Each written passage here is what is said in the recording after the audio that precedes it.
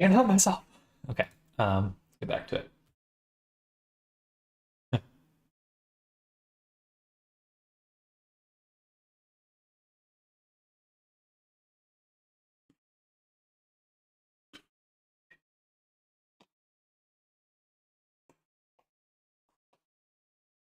Mm.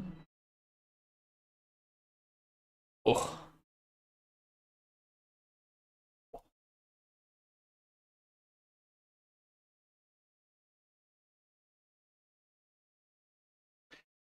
all right. So, where do we leave off?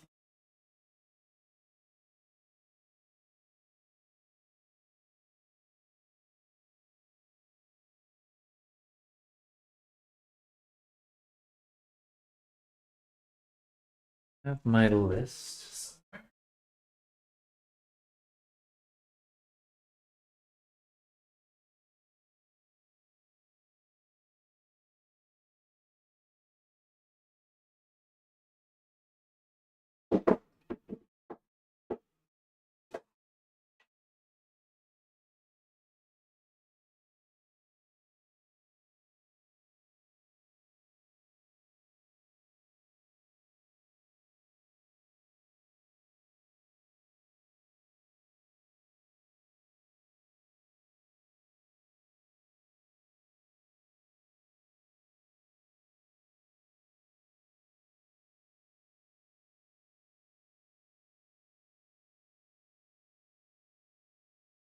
Okay, so where do we leave off? We need to make the tongue. We need to make the speedo.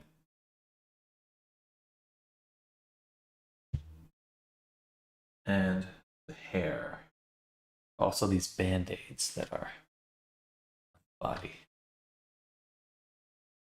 Looks like there's just three band-aids. The band-aids first.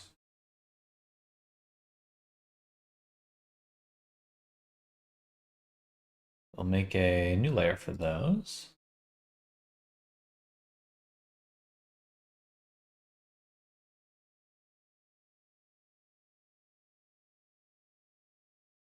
Make a plane.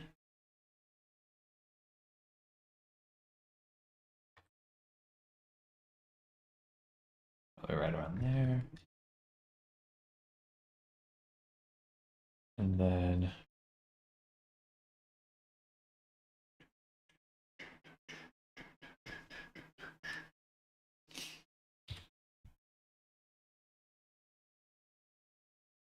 we're going to do a cut in the middle.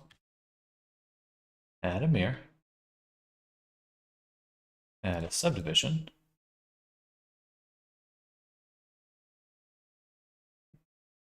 Then we'll take this face, indent it, delete this edge, collapse this. We'll need one more for this. And all right, so now we've got something resembling a band-aid.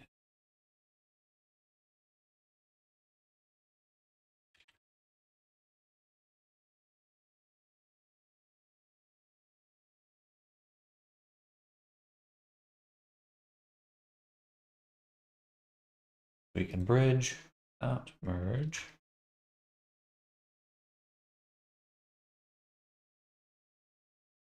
Say 0.5.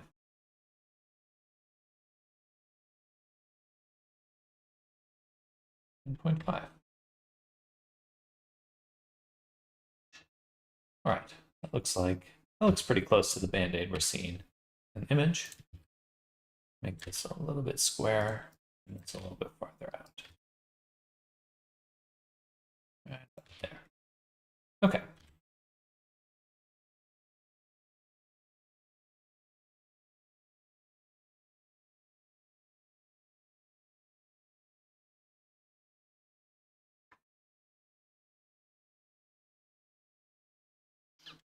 A little different. Close enough. we can get closer. So all we'd really need to do is just dissolve this edge and then crease this edge. And perhaps the top ones too.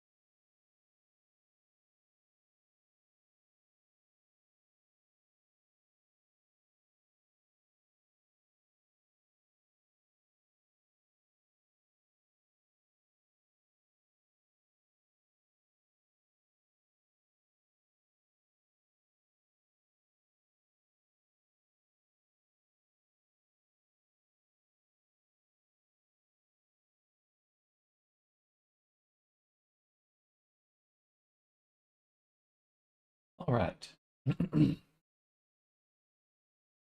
Now, I'd love to use a shrink wrap to attach these to the body. The issue is that it's going to curve the surface too much. So I think what we can do, this is going to be a little experiment. Let's set this to the hidden layer. And make a lattice.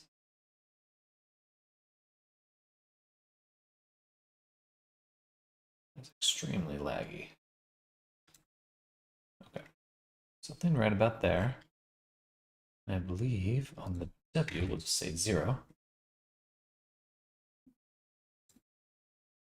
Turn up the resolution here and here. And so this way,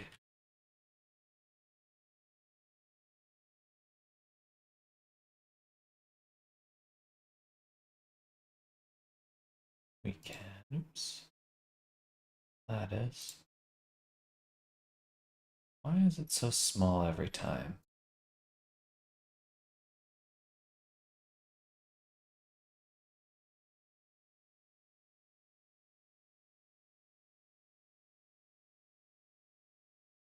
It always shrinks it.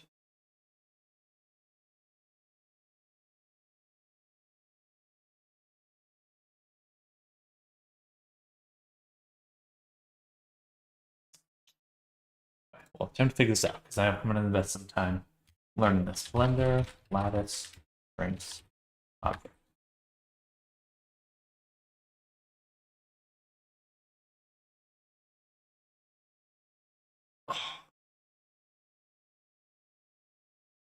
Probably scale the entire lattice.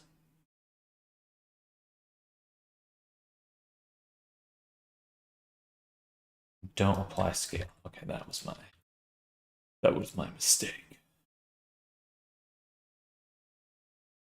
Do not apply the scale.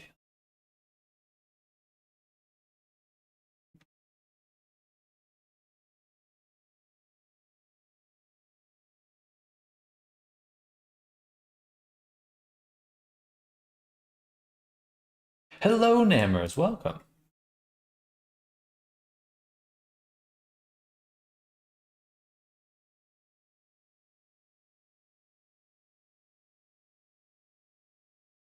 Yeah, okay. Now we got our little band-aid. Perfect. But good morning, good morning.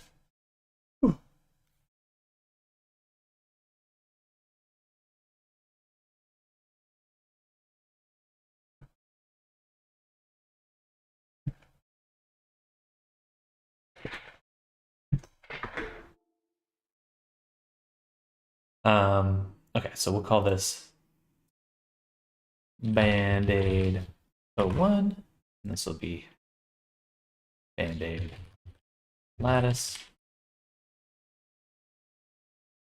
01, and we'll see how this works. I suppose first I would like to unwrap it.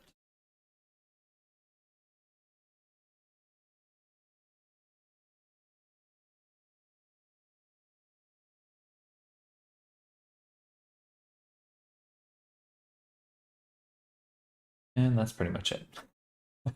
That's all we need to do. Okay, let's just do it right now. We're gonna have to do a lot of UV unwrapping today. A lot. So I might as well get into the rhythm of it right now. And I need to actually look up a alternative UV tool because the one I was using is no longer compatible, or it's not compatible with 4.1.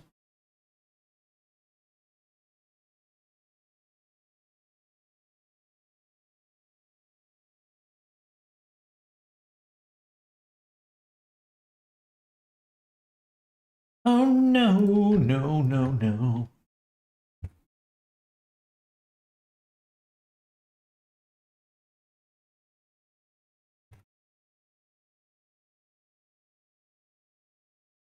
It was. Yeah, I think, but we'll figure it out. Well, I'm sure there's some good options out there. Hopefully.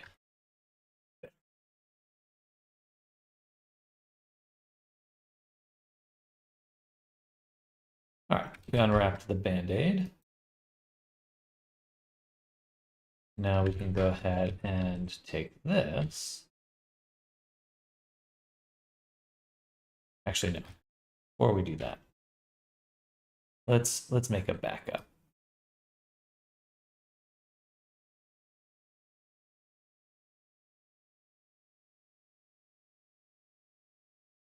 So take both of these, duplicate them, and send them into the backup collection.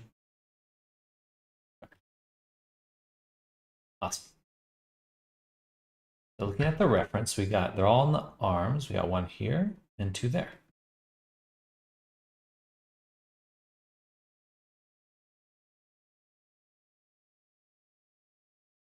Oh, shrinking it. It's not, what the?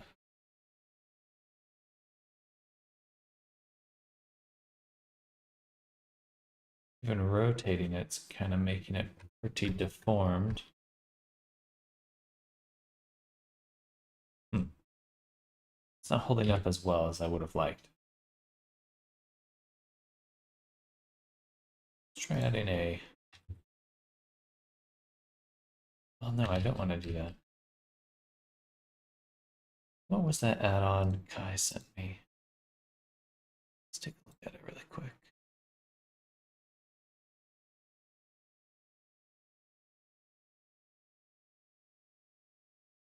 It's like some sort of surface.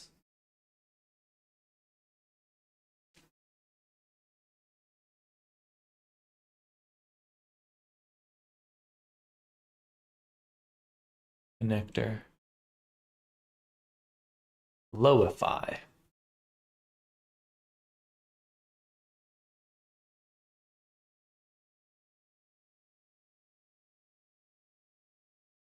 $15.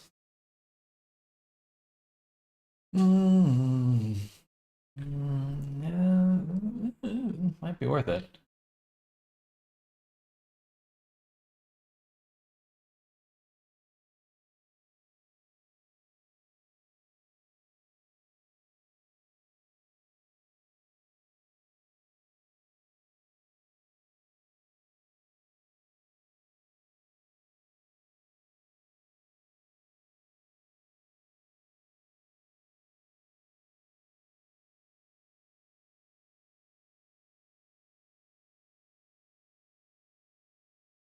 It is worth it.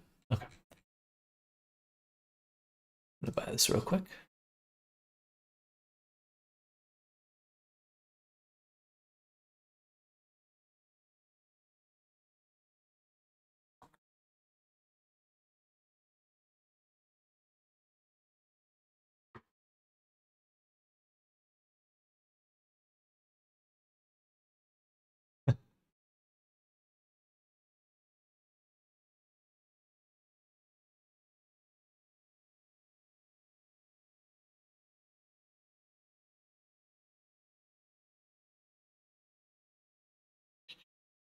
All right. Give it to me. This should work. This is the latest version.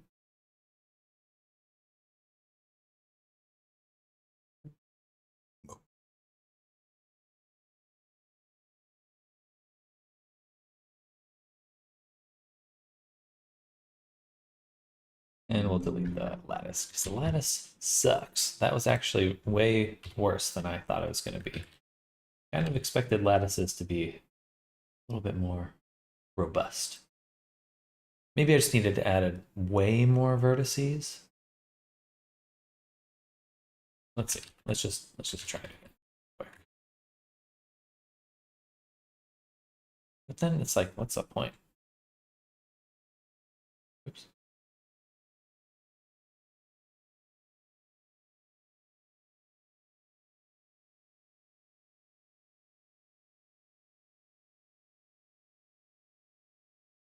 Distorts the edge way too much. Hello, Popsicle. Welcome.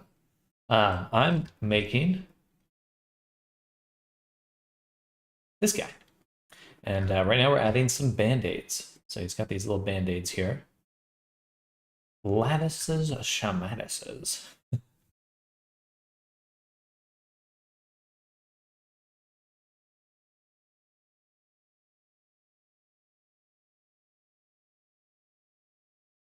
My neck.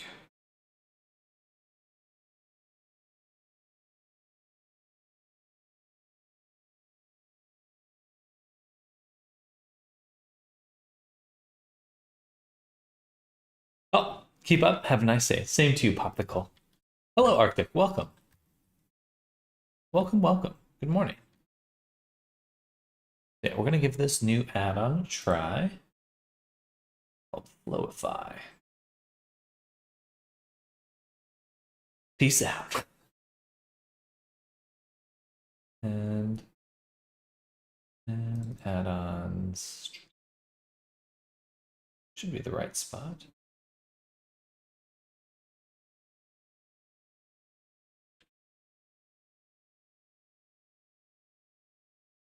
Oh, I'm trying to install a theme. I'd like to install an add-on.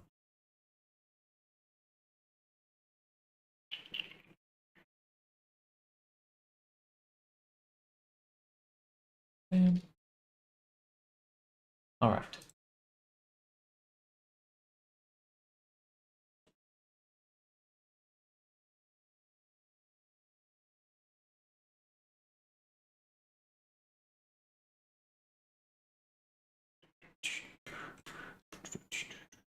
Source grid, source object, source grid, target surface. All right.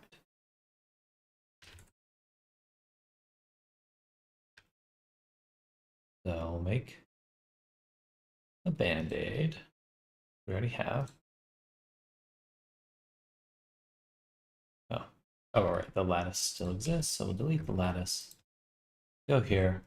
We'll make a plane.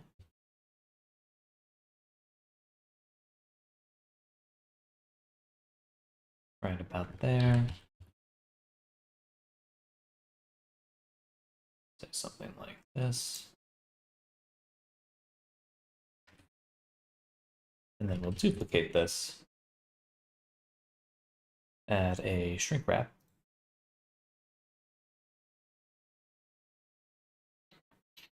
Form. Still not used to these categories. Oof. Laggy.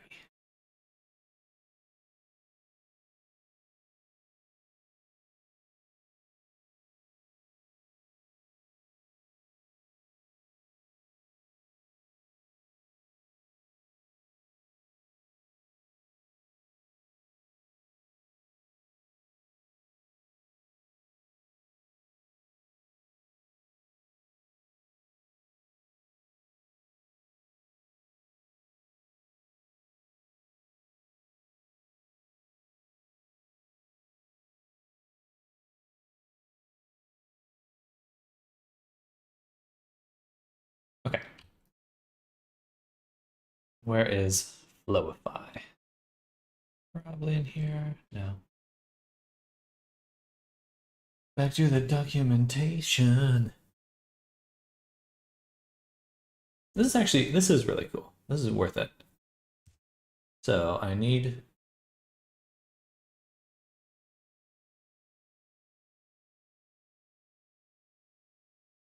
excuse me.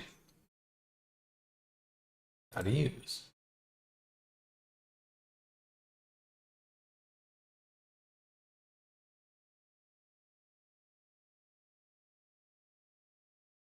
Evenly spaced.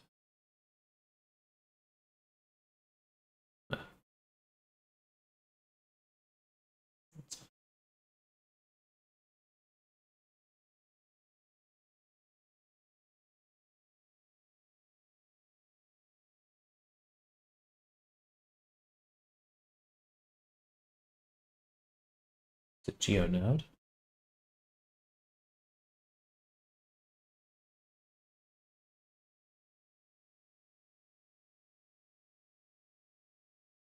Can you just show me the fucking... Why is it... Can you just show me the menu, please? Where is it? Why is this cut off? In object mode, right-click in the viewport, go to Flowify. Okay, so it's a right-click option.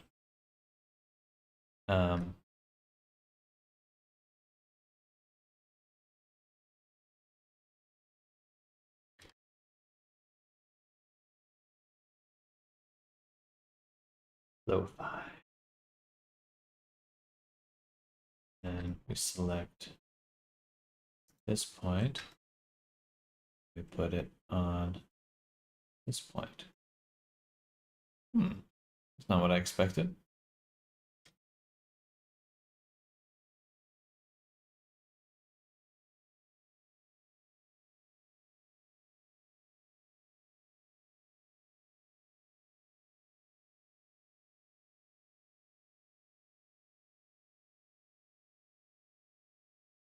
Let's try that again. Flowify. So we select this point.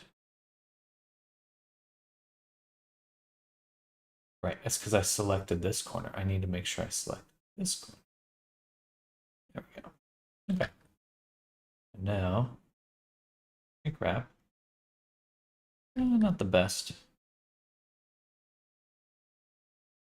But we can add a smooth. Well, get it. Okay. Awesome. My brain is beginning to melt again. Just click all the buttons.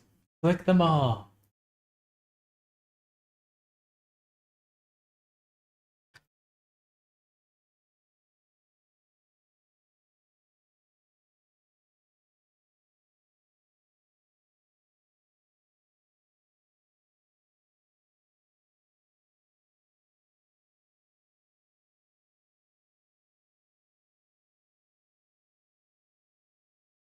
Let's switch this to target normal project.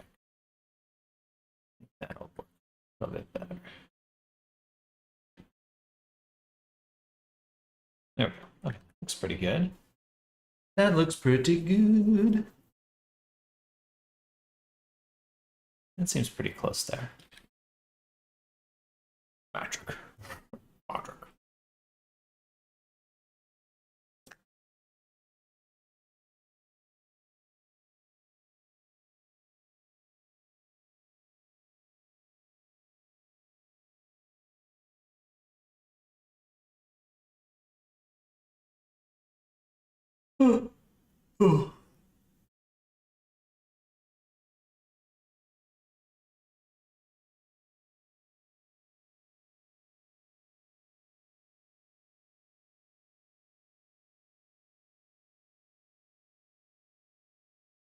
Duplicate the band-aid, hide the original band-aid,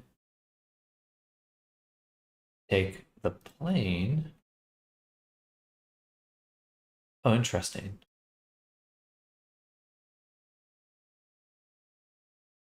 It made a duplicate object. Of course it did. Why would it not? Because okay. Ah, interesting now. But that means the original is just down here.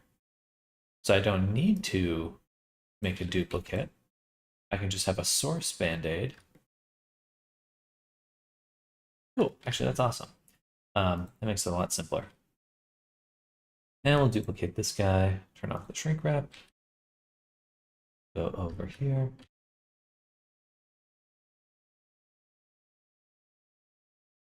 Turn it back on. Boom. And then we can just do the same thing again. We can select the source band-aid, Flowify, select the corner, here. Oh, it's lagging. Lagging wagon. Lagging wagon. Might need to hide the high poly meshes while we do this. Yeah, let me exit that really quick. And got our all these wrap planes. And we'll turn off everything else.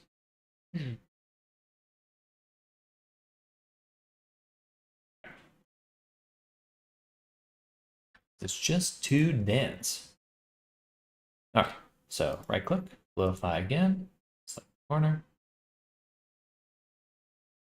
And I have to make sure I select the same corner, which should be this one, right? Here, yeah. Awesome. All right, so we got another one now. Then we'll duplicate this one more time.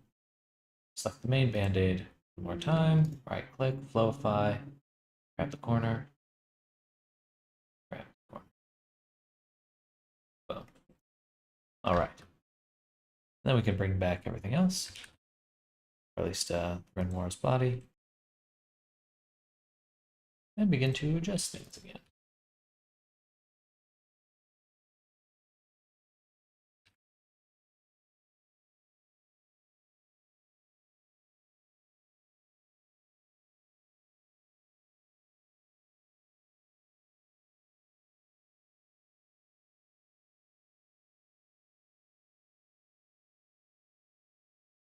I have to actually curve these, and I'm actually curious. I'm going to dissolve this, dissolve these, and then add a crease,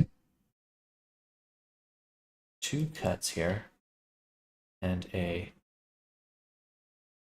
subdivision above the smooth, even above the shrink wrap. And that way we can actually kind of curve the band-aid a little bit more. So I think it needs it. It needs it.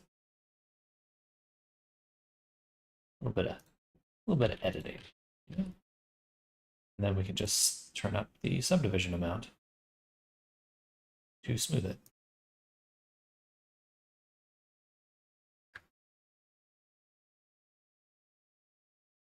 And we'll also go in, or no, I can take the original Band-Aid, move it up, and get some offset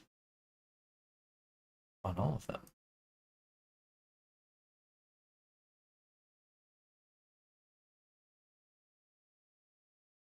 Yeah, like right about there. Might be a little thick.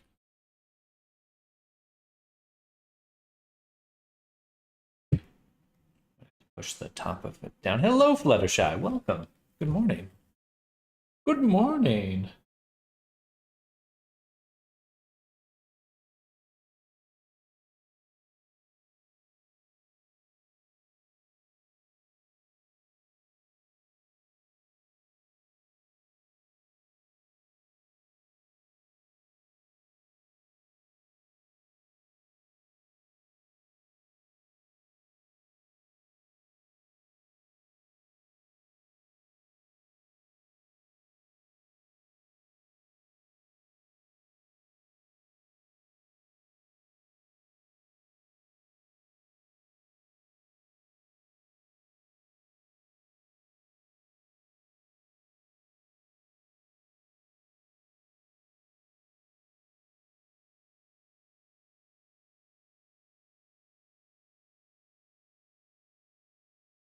Bye, everyone.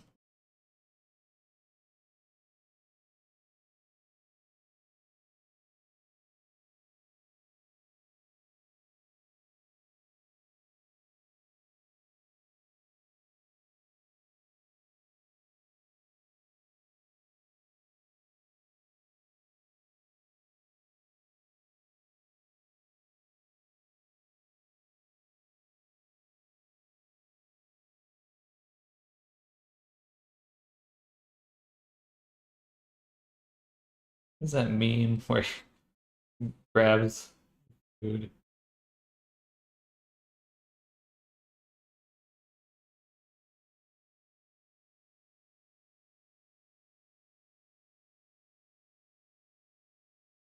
That movie, is it Jimmy Neutron?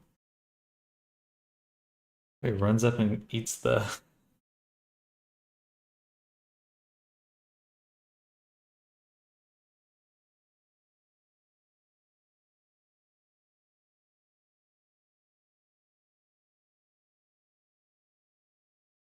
What is it?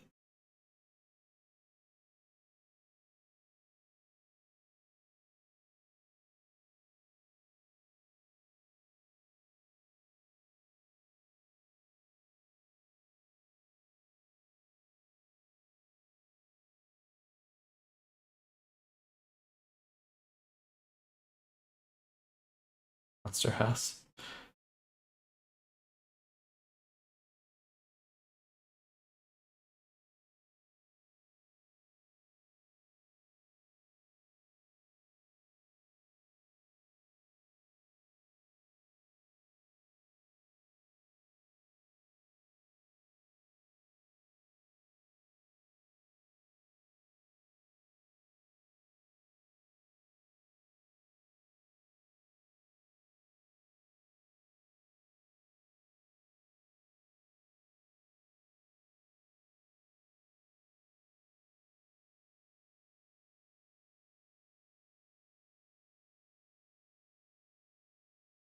So too. Sorry guys, it's important. I have to send a meme to someone. Okay, I'm back.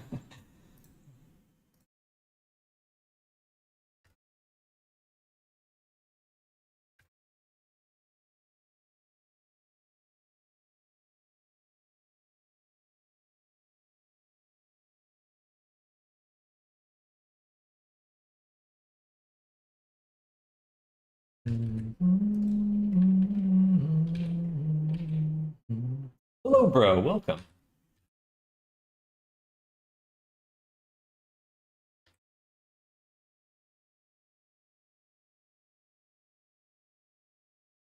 How's your day going?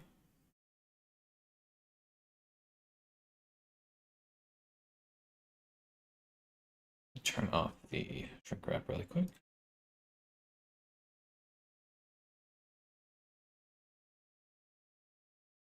So where to fix how it deforms the warping, I mean.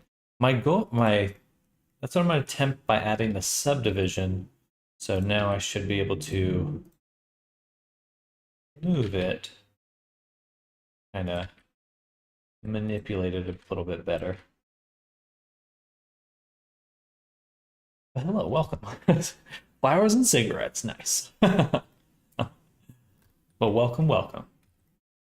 And now we're slapping some band-aids on this guy. Hello, JW. Welcome.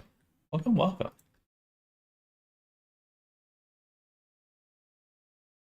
It is really cool. I think this will be a very useful tool.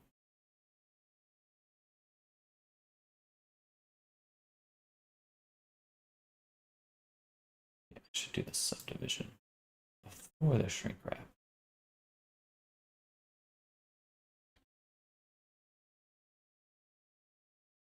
And let's slap on the reference again. But howdy, JW. Welcome, welcome. One should be on the underside of the arm. Move this over.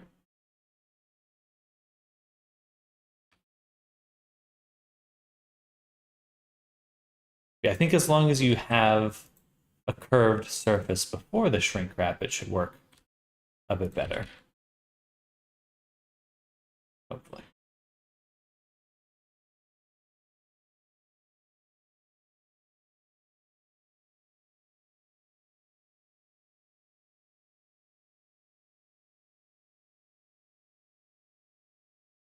All right. Yeah, I'd say that works pretty good.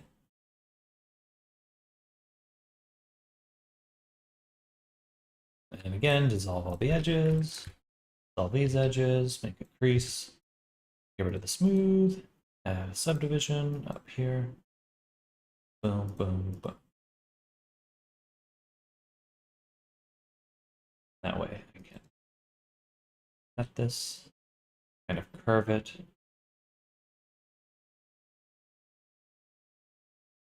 And now we can get rid of some of that distortion.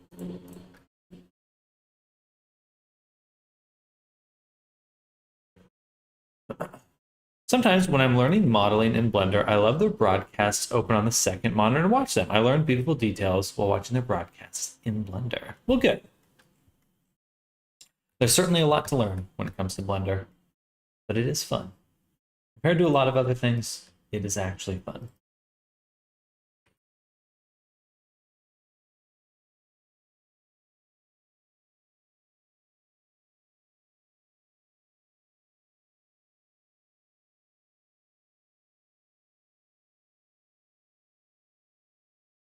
Okay, so I can't really move anything else, but I'm going to keep that there and there. We're good to go. Our original Band-Aid's good. We've got these other Band-Aids. I think I can add a material now. Band-Aid.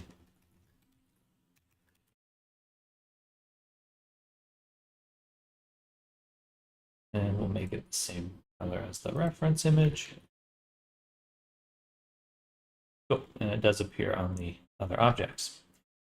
Now, what also would be interesting is if we can make it match the design a little bit more. Because there's these little indents right there. Kind of intrigued if we could make that.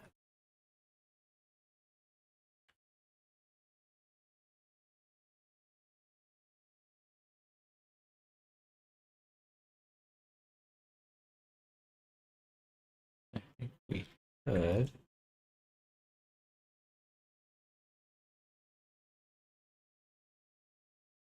I'll have to round out the edge there. But if we now have a little quadrant, and I could take this one and indent it. And this one. Let's make sure we're indenting the same amount. And that.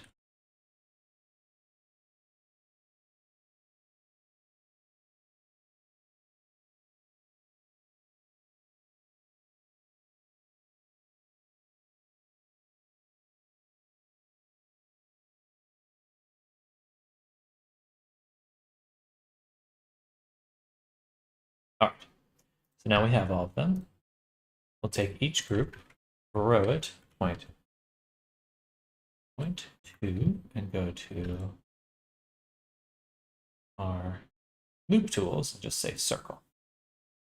So make them all circles. You might have guessed. And yeah, I think that's looking pretty good. Put them there. And then just extrude down.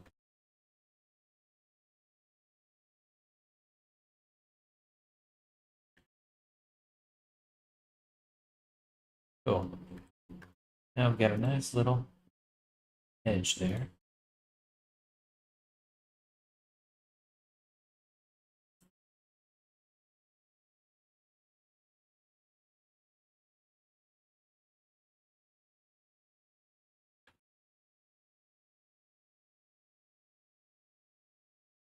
Oh, that's a little rough, but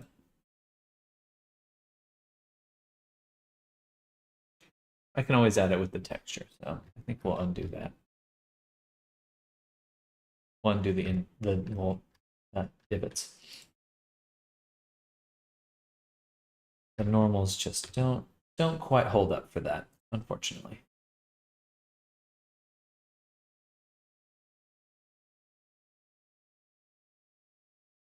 Switch to edges, or first vertices, deselect the middle,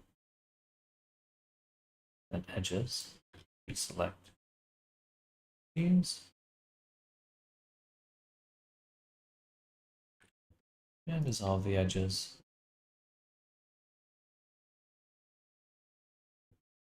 Okay, put the cursor here, 0.6 SC0. Okay. Back to what we had before. Yeah, much smoother.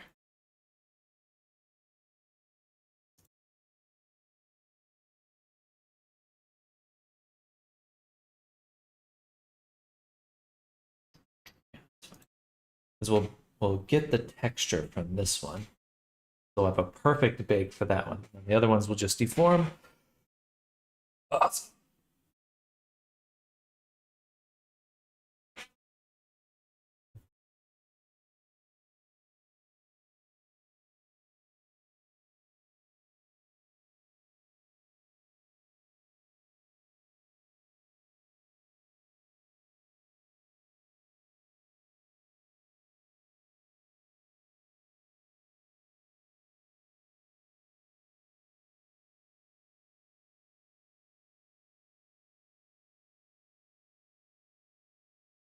All right.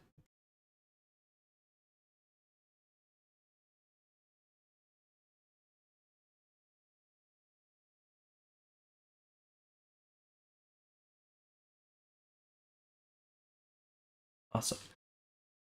I think everything's coming out pretty well at this point. Not too much I'm looking at that I feel like it needs to change.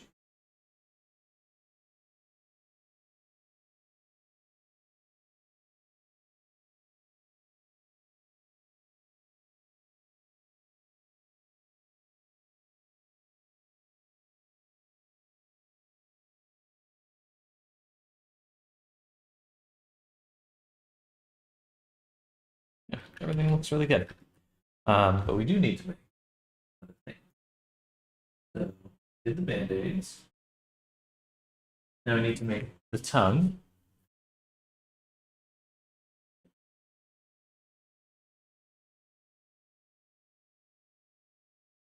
Cube. Shrink it down.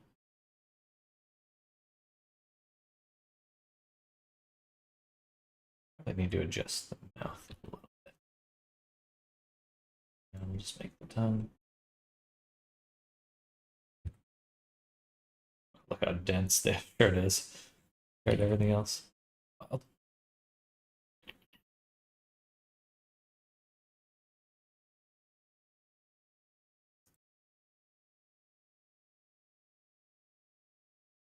right.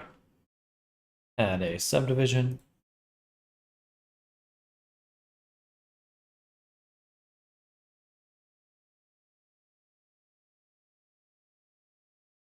Delete this half. Add a mirror.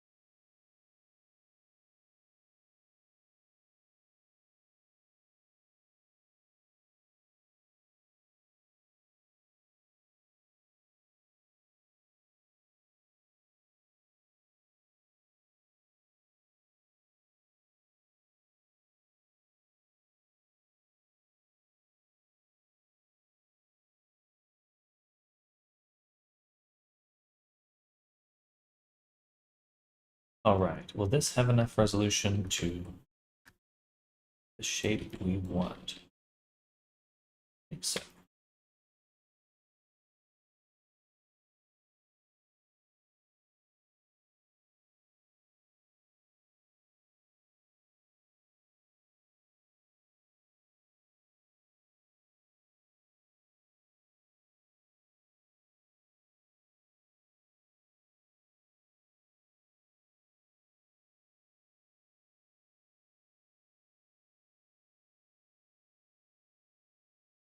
All right.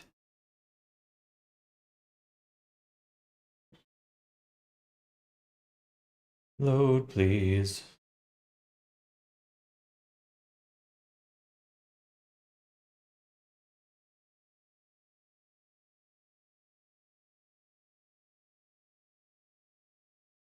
tongue created.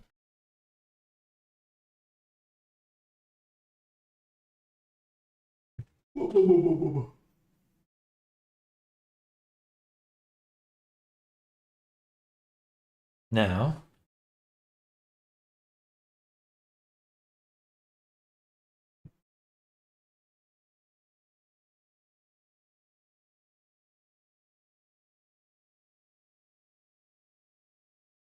we should go with the harness.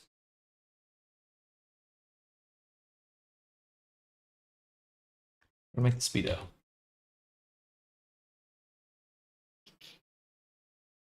Should be pretty straightforward because we've got this whole section. We'll need it to be a little bit higher. Here.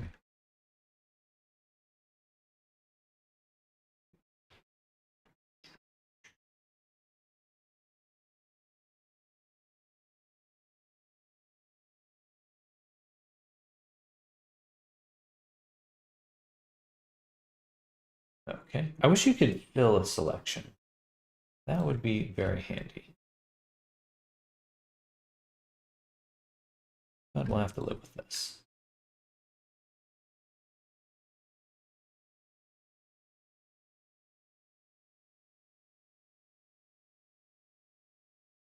All right.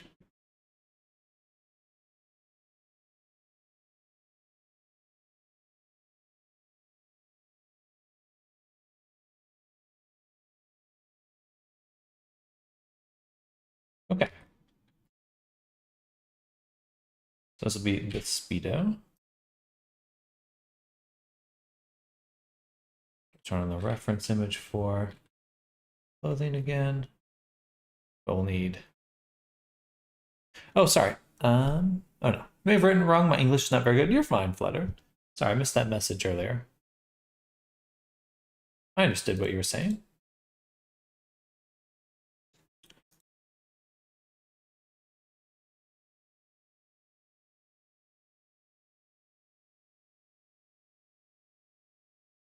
And this speedo.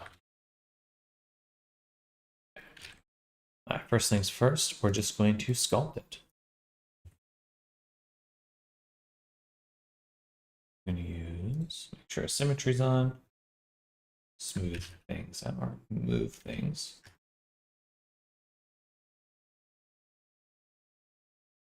What's the reference image say? The shape is quite different from the reference. I think the combined chat box is broken. You keep replying to stuff I can't see. Oh, interesting. Definitely see it here.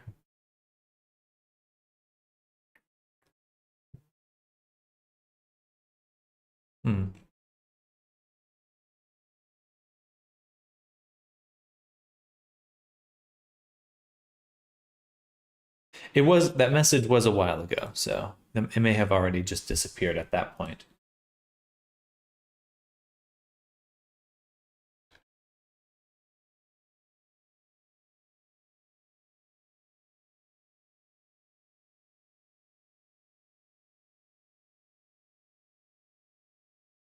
What do you think you're doing, Sam? Hello, Val. Welcome. Veto time.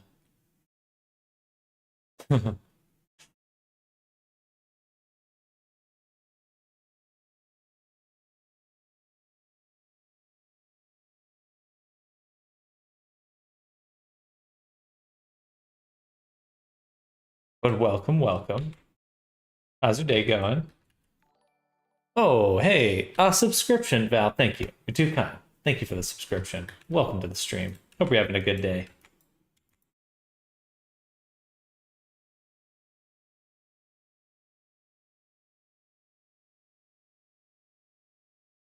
Oh, can't delete that one.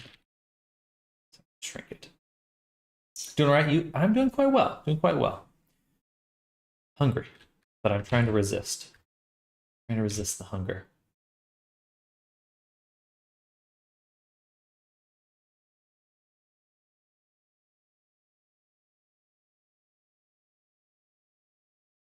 Ate a whole pizza last night. No exaggeration. I ate a whole medium pizza all to myself. It was amazing. At least it was a veggie pizza.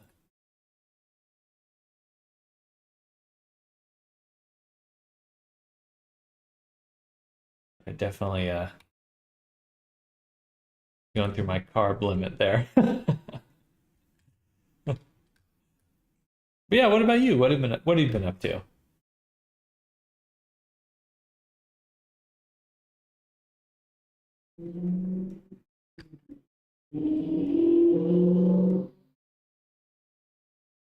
I think we'll need the body back. And we'll need different material. What? And bring back the body. And we're just gonna throw it out just a little. Actually, no. Darn.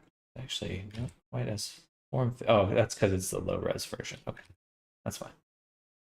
That's fine. We'll just do.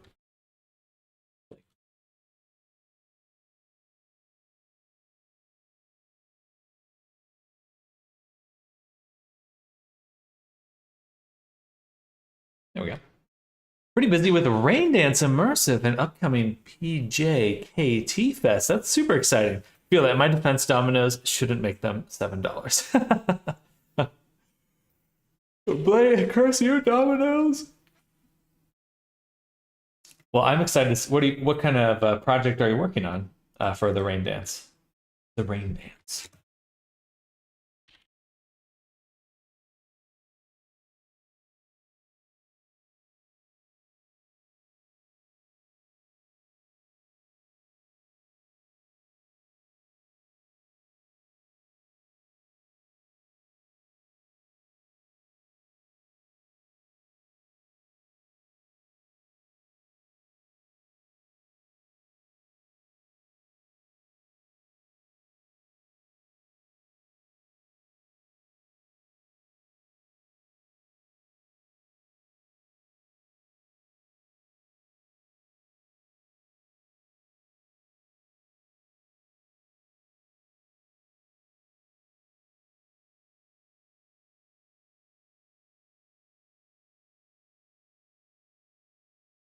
I'll probably have to do another shrink wrap.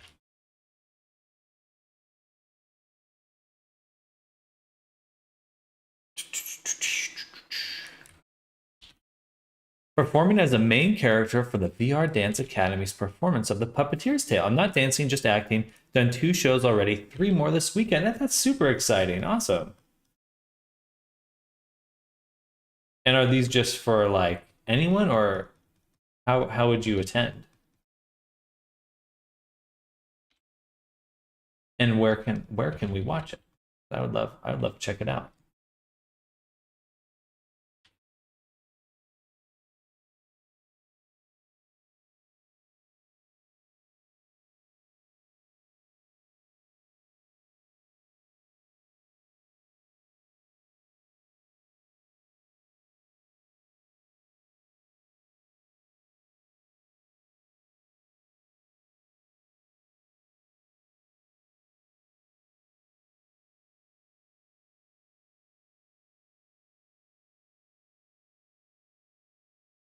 Also exciting to have a main character role.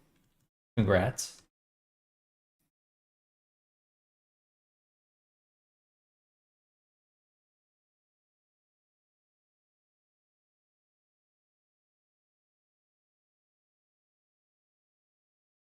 Feels a little uneven from front to back. I feel like it needs to be higher up on the butt. Move it up.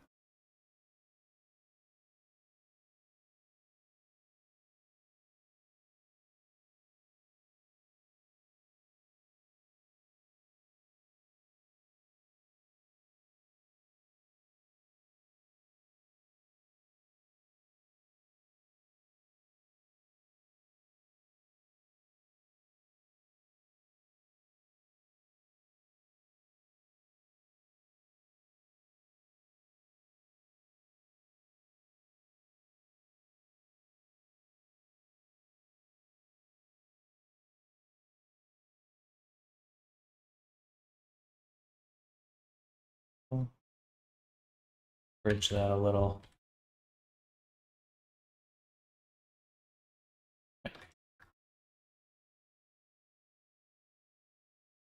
It'd be through Eventbrite to book, but all showings are sold out. It's free, but that's how they word it. Recording of the performance is being made, but I don't know when or how that will be made available. You can check out Rain Dance Immersive here. You familiar with the festival? I've definitely heard of Rain Dance before. I'm not familiar with the VR projects that are there, though. This all looks great. And you said you were doing Puppeteer's Tale. Oh, there's quite a few. Amazing.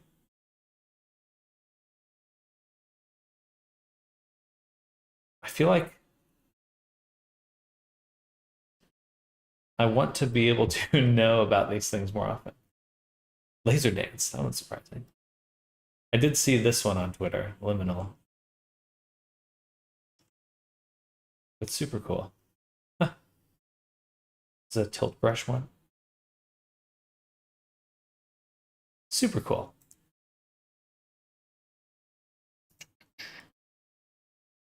Well, wishing you well in the performance. Again, super exciting. And so when you say performing, you're all doing it live. That's super interesting.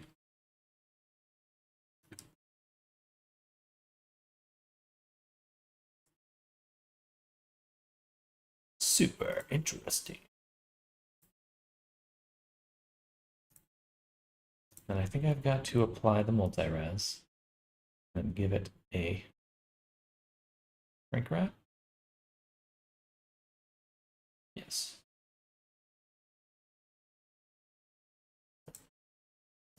Onto the body. Give it a little bit of offset.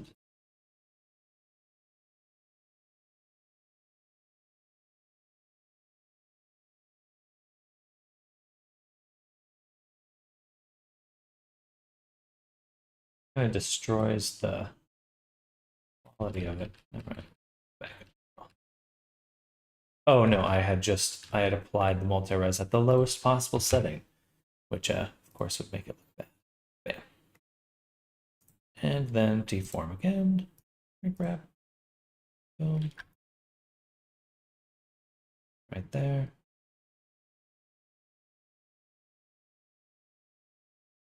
You know, it was already pretty good. Let's back up.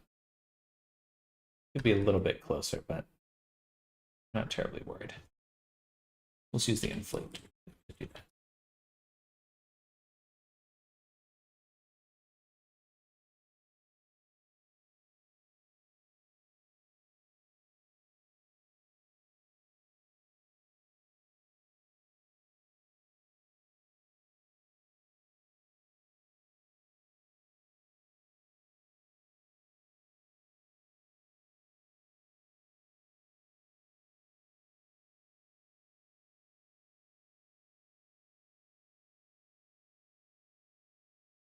Okay, good stuff. I think that's about it for the speedo for now. It's still a little high. Lower it a little. And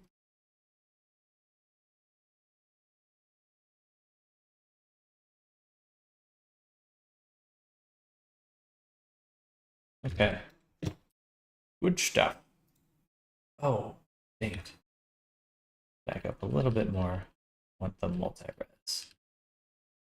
Doing a course? Yes, I am. So that'll be starting next Wednesday. Signups are still going though. If anyone's interested, anyone out there is interested. Good. Thankfully, we're able to recover the multi-res there. Yeah, it's very exciting. My first time doing a course for a VR chat avatar creation. I've taught Blender before, but not this kind of stuff. So I'm pretty pumped. It's gonna be good. It's gonna be good. Thank you. Yeah. Yeah, if anyone out there is interested, let me know. And I'll probably be doing a lot more. This will be the kind of intro or primer for more courses. And then I'll probably keep redoing this one and also begin to add more classes, like a medium level and then an advanced level course. So definitely keep an eye out. Sorry, kind of promo there. All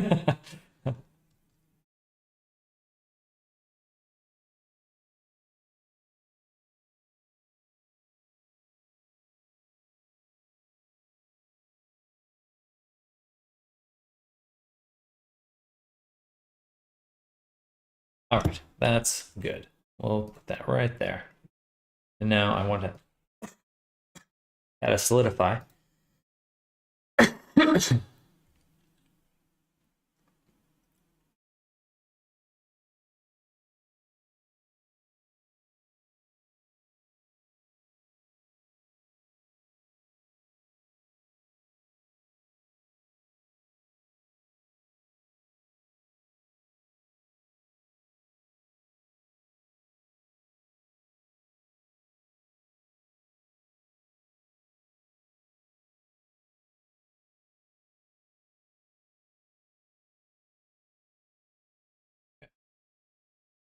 Yeah.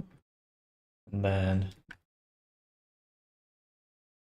imp core. That can all be done with texturing. I think the only thing I'd like to add is first just to subdivide it one more level. And we're going to give it the same thing we gave quite a few of these other ones, the edge displacement.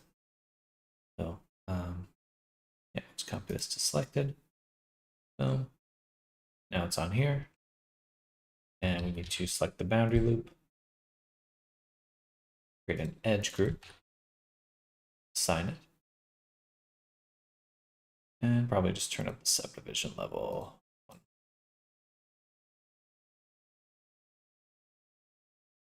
It definitely goes a little bit further out. Maybe there's another edge displace. That does not look super good. Checking out Avatar Worlds and having to run around finding a mirror. Seriously, if you have an Avatar World, you need to add a gigantic mirror somewhere near the pedestals. It's got to use the personal mirror.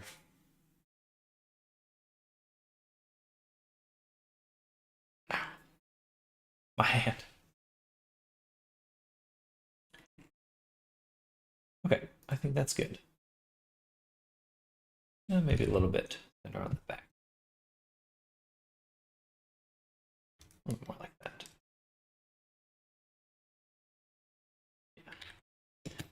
Yeah.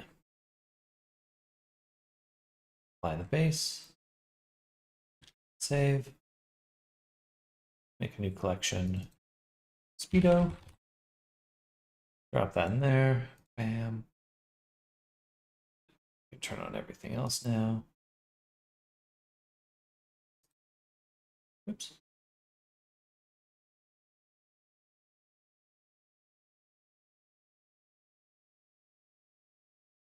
All right. Good stuff. I'm only missing the piercing. This should actually be part of the clothing collection. Yeah. Awesome. It loads. What's next? The final thing we need to add to our character is on the hair.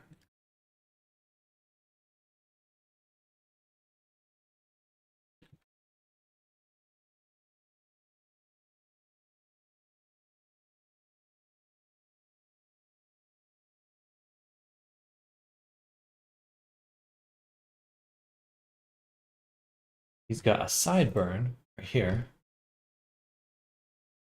So I want to make that. And then we also need to make a little spikies and this kind of fill in here. So it is an interesting question of how we should do that. Because I potentially could take this strand and edit it in order to start creating the pieces. Like if we took, make a backup copy. And we'll call this pre-hair base. Rip it, move it forward, edit it. Just do G stretch to flatten it out completely.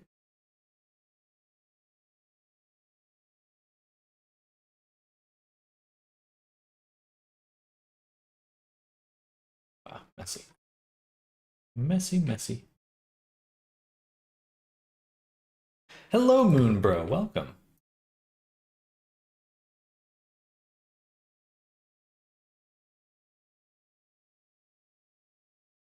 Do you have any tips for making hair? You can see my process from yesterday if you go back to the stream. I like to start with hair curves that are flat. That's usually my starting point. So do a Bezier curve, make it flat. I definitely think that's kind of the best starting point. And then I mesh them once I give them like a profile. Just for a low poly like Quest, probably be the same method. If you're going really low poly, you might as well just hand model it. And at that point, your only real concern is just having a good reference image to base it off of. If you're just winging it, it's going to be a lot harder. So doing a drawing or something is going to help a ton, just so you aren't going in blind.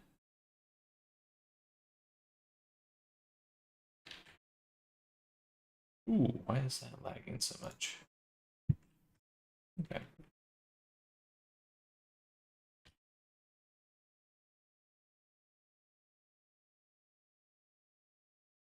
Doop.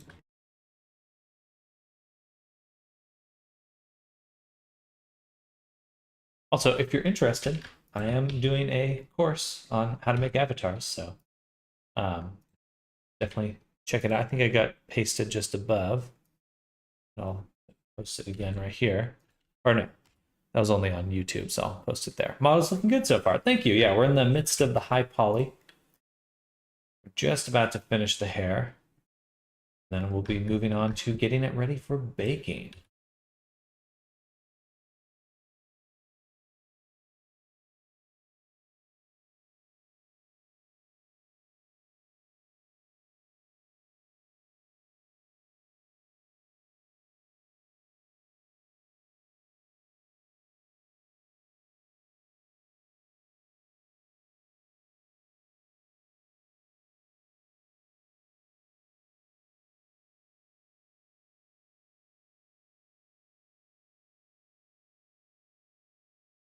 Yeah, I do this full time. That's my jam. Making avatars. What I do.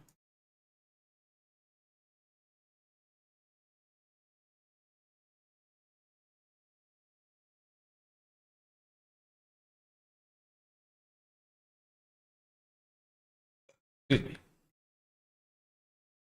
Look at this guy making Abby. It's me. It's me.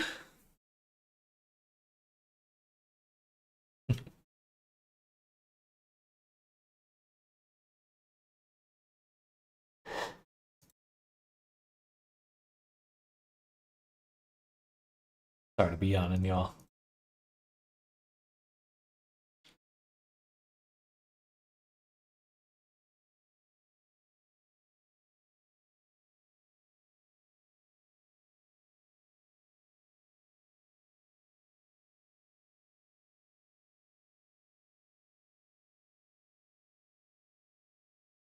YouTube, Gray Zone, Twitch, and YouTube.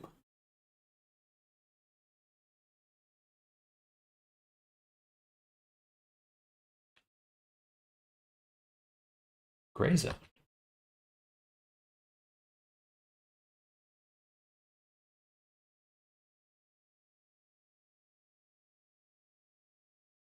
And take this and we'll bevel it with a percent. I don't know why percent isn't the default bevel.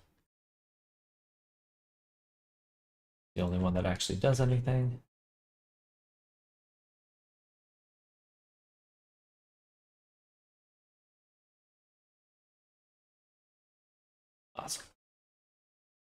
All right.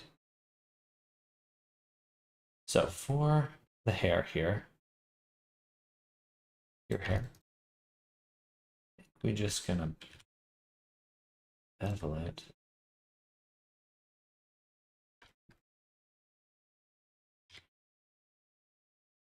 Yeah. Then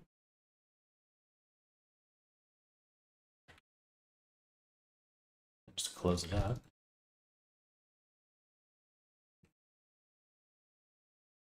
But still one hair strand, which is nice. Okay, I just heard people get in trouble for streaming on 2 platforms at once. That used to be the case, but no more. Twitch changed their rules about 8 months ago. Whew.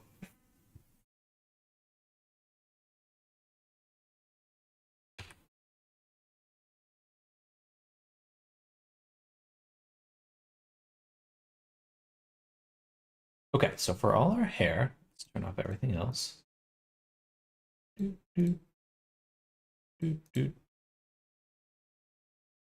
This stream specifically? Well, good. I'm breaking the mold. I'm a mold breaker.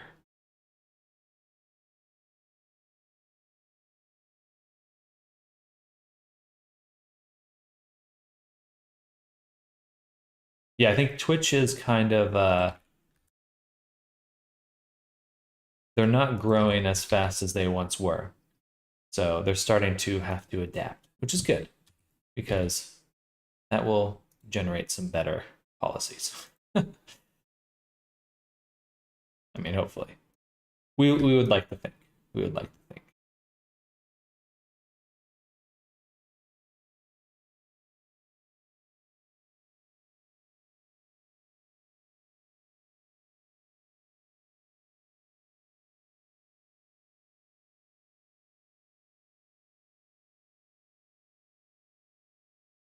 Edge creases. Yes, specifically, this is a bevel. So not quite a subdivision, a little different, but we're beveling these edges.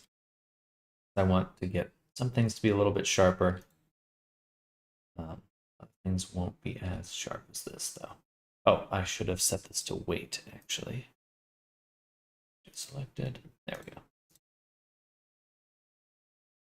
I can only add the bevel weight on a per selection basis. There we go. Much better. Whoa. Gorgeous. Gorgeous. Everything's ready for it.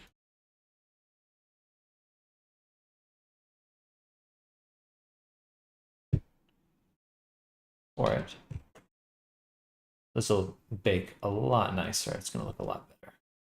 And I think I'll adjust it so we get the creases kind of less tilted. More centered.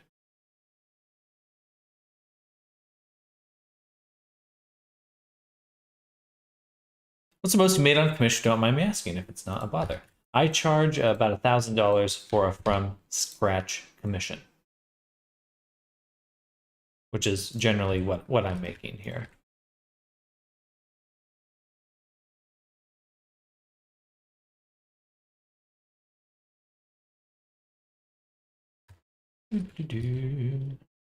But if you are interested in checking out my forum, I can always send that. Should be down below, actually. Down below. I'd say relative to the space, I'm like certainly it's a significant amount of money, but there are people who definitely have the following and skills to charge more.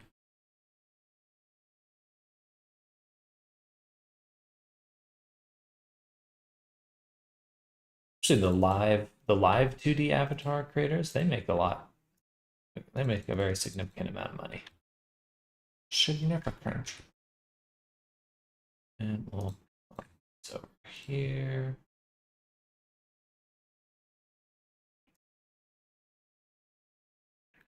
We just want these to line up better.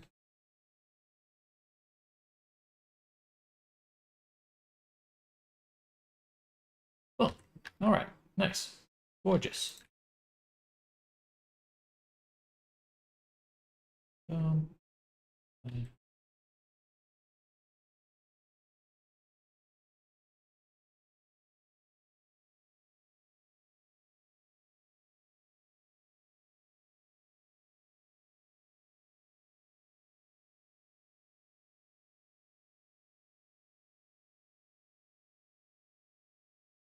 just trying to work myself up to $200 ones. And depending on how much time you're putting in, that can be worthwhile. Um,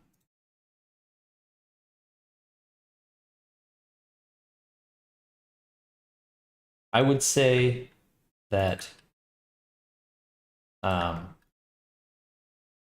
when I was first starting out, I wasn't doing when I first started doing commissions. I wasn't doing VR chat commissions. I was doing drawing commissions, and you do want to make sure that you're making enough to eat. Making enough to eat. I think a lot of times the artist's instinct is to sacrifice your well-being first. I would heartily recommend just getting a job at Starbucks or something a little more stable or diving into the deep end, so to speak. Or diving in and doing it full time. You want to make sure you can eat. And that comes from personal experience. So, there were definitely times I sacrificed a little too much of my self.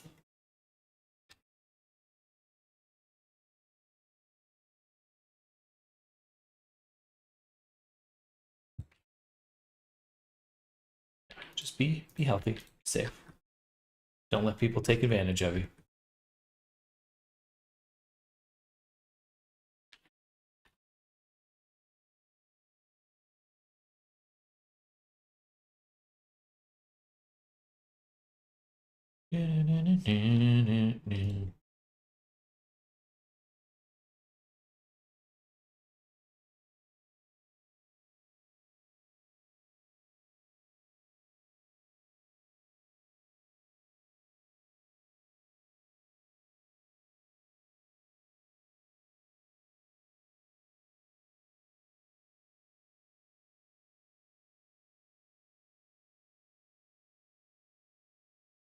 All right, looking cleaner. Oh yeah, so you were asking about hair. The most essential tool for working with hair is the Loop Tools add-on right here. It's right in there. It's a default add-on. You just have to enable it. So if you go into Edit Preferences, you can find it in your add-ons. Misspelled that. Loop Tools. That's a default one, and it's pretty much essential. I would say that. I mean, even regardless if you're working on hair, is worth having, just for the relax function alone.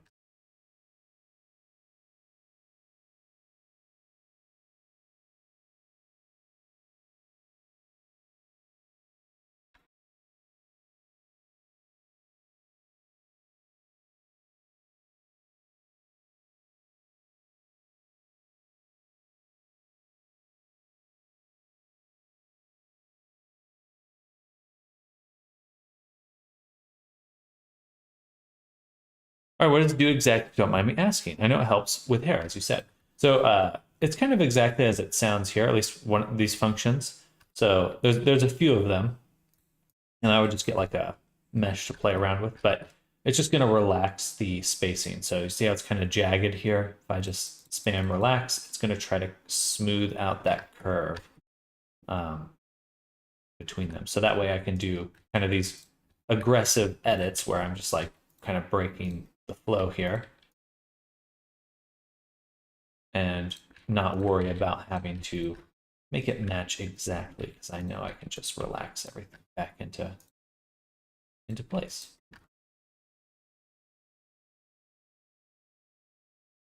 Like that. Boom, boom, boom.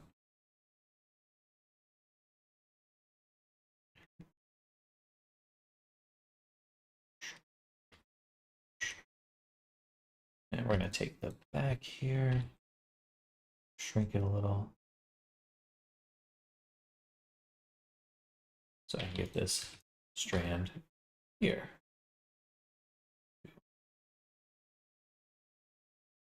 Come up. This needs a little bit more resolution. So let's grab here. Level. Pinch loops. Whoa, wrong way.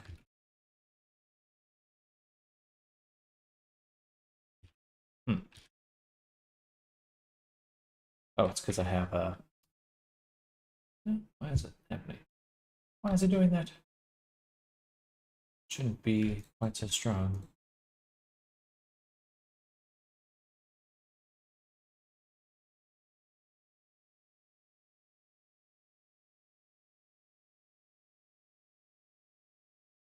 Okay, that's looking a lot better.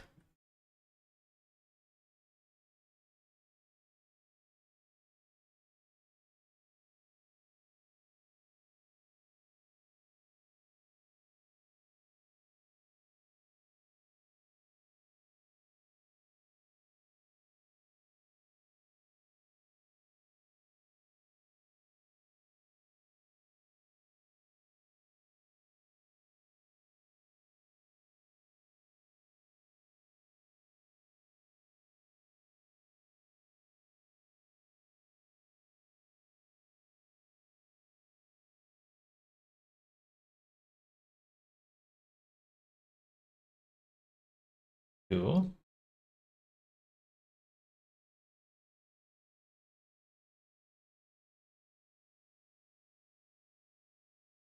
Okay.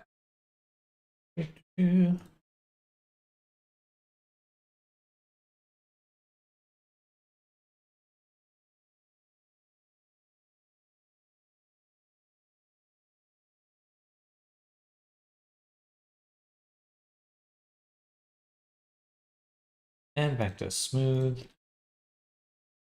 Try to fill in this little space here.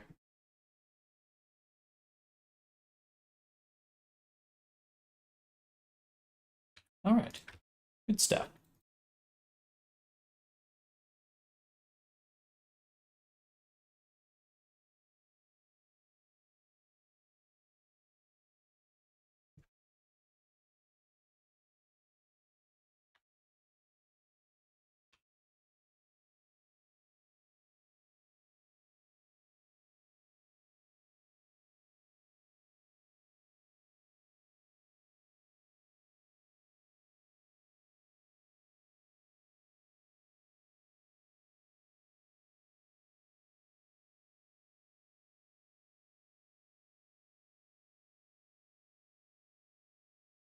All right, I think that looks sharp. Let's see what it looks like with the rest of the character.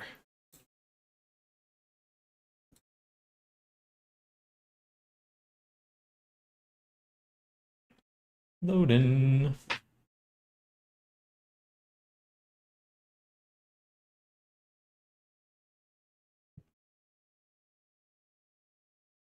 Very good. Very, very good.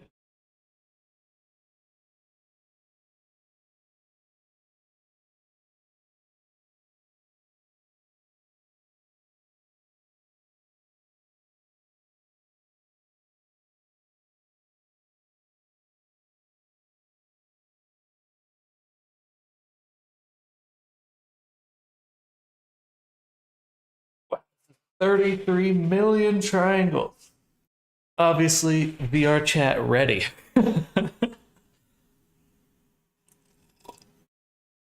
Just drag and drop that right in.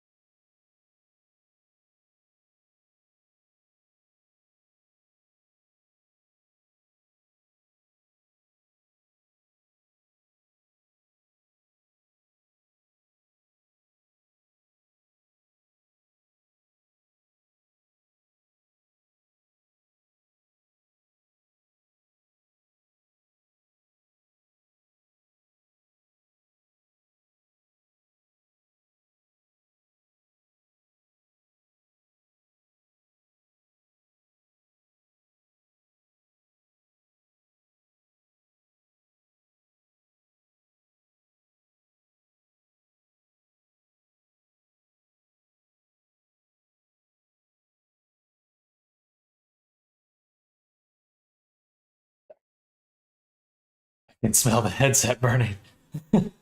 Hair looks so good. Oh, thank you, Ren. Thank you. Sorry, I was texting.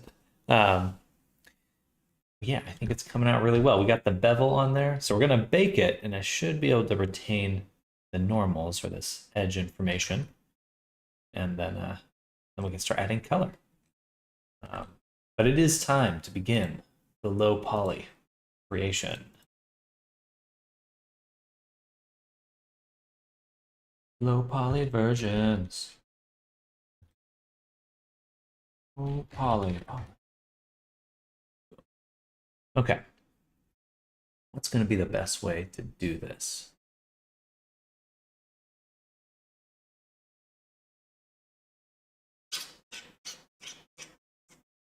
Apparently in Blender 4.2, you'll be able to save export settings per collection, which will be super handy. So we'll do Renoir. Renoir. There's a little cut in the eyebrow at the piercing too, in case you forgot. Oh yeah, that's right.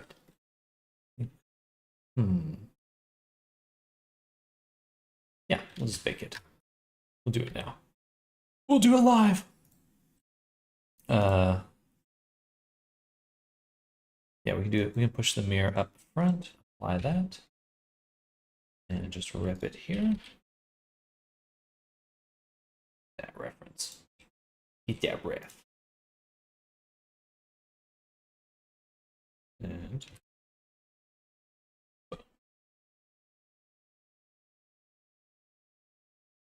all right, that's pretty close to what I was doing.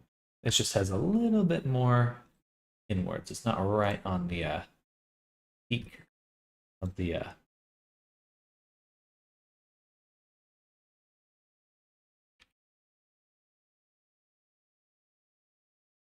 thing. Words. Words.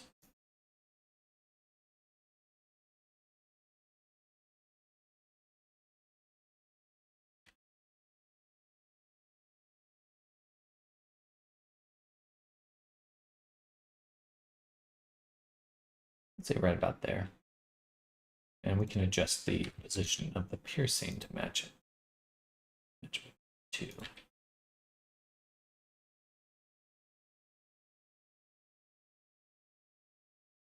Perfect. Yeah, right on the money there. All right. Perfecto. I'm really excited for the final result. Me too. Me too. It'll be nice to get into getting color onto him. Getting him vivid, vivacious, vivacious. The pupils will be really fun. I'm going to do the Poyomi shader, so we'll be able to get depth to them. Yeah, it'll look cool. I'm excited. And we got the dew claws in. The tufts look good. Nothing's poking out there. Actually, the tufts. Tufts. We're gonna copy the bevel over to and put the bevel after or before data transfer.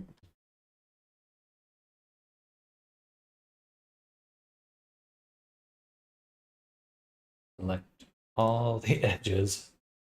Give them to me. Any shaders you recommend that work for Quest? Unfortunately, there you only have the shaders that VRChat provides. There are no more shaders you can use. They don't allow you. So, bit of a bummer there. But you can if you're gonna do any, I think just the standard toon shader for Quest works the best personally. Yeah. But yeah, and standard Unity and stuff, you can make your own from scratch, which is awesome. And I've abused that quite a bit. But if you are just doing a PC avatar, the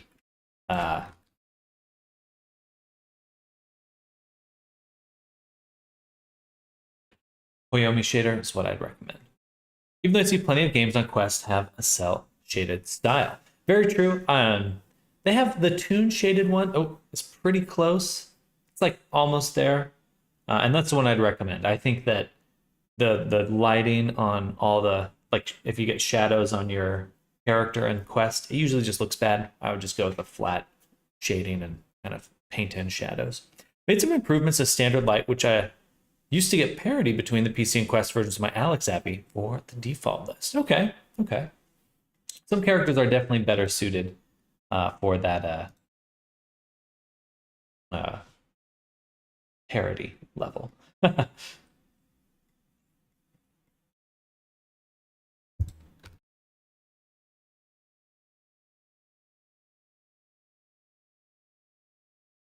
think generally though, the Quest always leaves a little bit to be desired, but that's just how it goes, you know. It's just mobile. So I edited the direction of the normals so it'd be less standard. Like, oh, smart. Even the lighting out. That's a good way to do it. A very good way.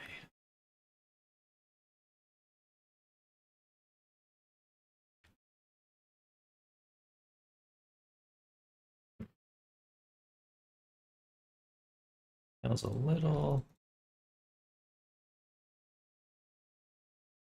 wrong, I would say, on the crease here. Just turn that down just to give it a slight rounding. Not so sharp. Yeah, that's better.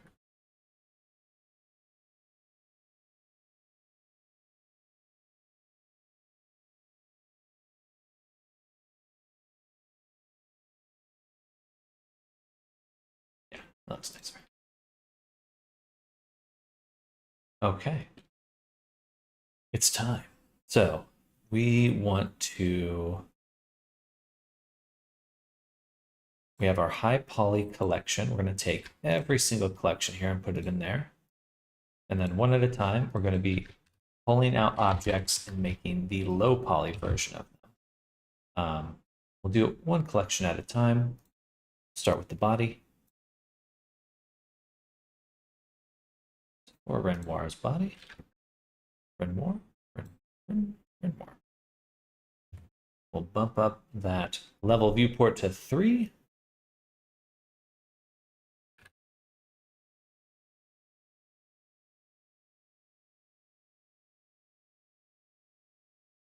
Duplicate him.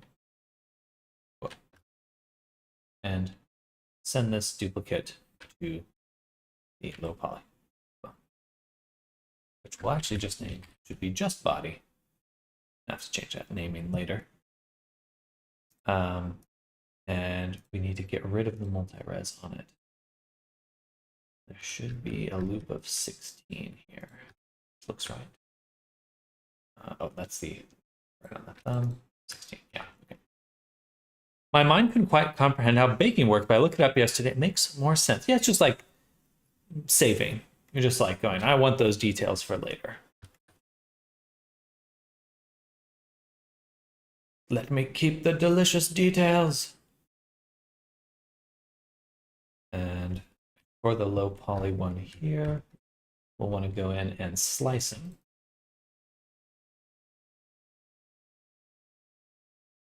Slice and dice.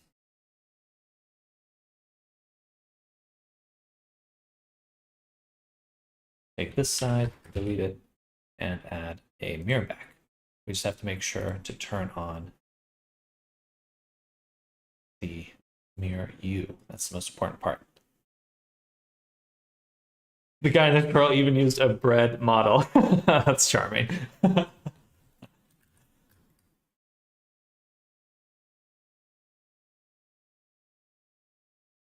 All right, that looks good. The only thing that's probably not getting mapped in this corner here would be the hoof and the horn.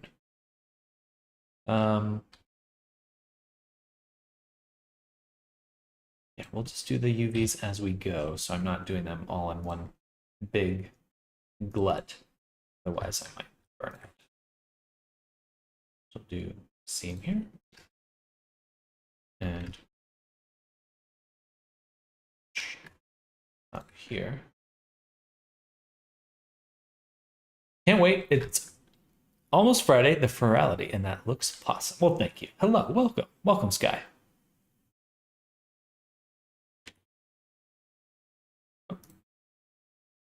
Select seam.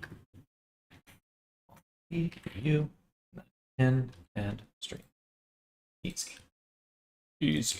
That's why I love using multi-res. Gives me what I want. It gives me what I want.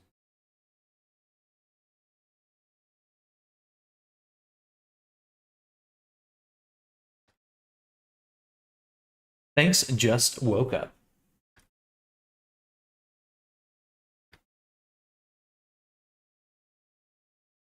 Island border, select just the face here. Invert, Alt P, and unwrap.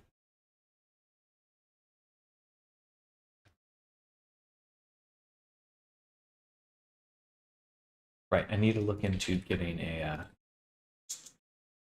new set of UV tools. It's so low res, I can just move them around manually, but would be nice. So does multi-res square the UV unwraps? No, this is all the UVs I've done by hand already. So I have a base character that I start from. But the multi-res allows me to sculpt and keep the UV maps. So I can take that low poly base version and kind of build up the sculpted version. Very, very handy. If you're doing quest avatars, it may not be as beneficial, or you could use it. It just may not be necessary. Pull this out just a little.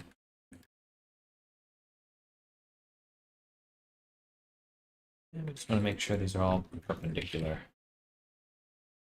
Best as we can.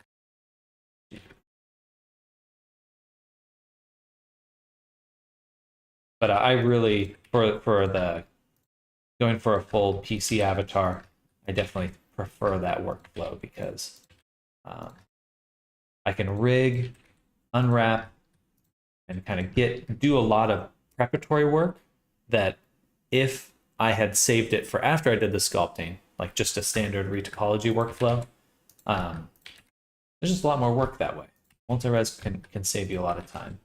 It can save you a lot of time. There's also some problems with it that you have to learn to work around. I suppose that's true for any 3D work. It's always going to be some sort of problem, but just a matter of which problems you enjoy.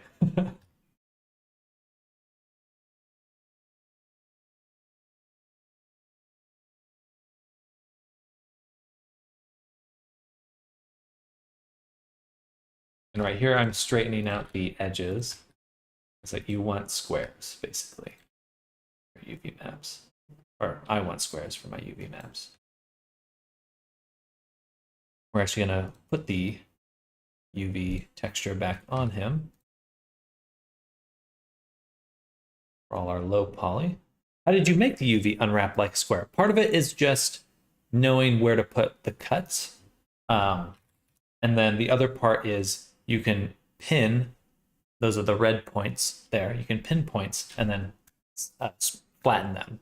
And that allows you to kind of make a square. So you basically take the wobbly unwrap and you kind of pin it and move it around. You can literally think of it like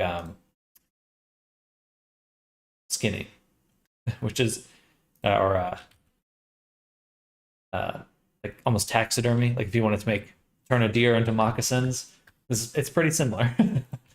But here, so you can do this, flatten it by scaling it to 0 on the y-axis.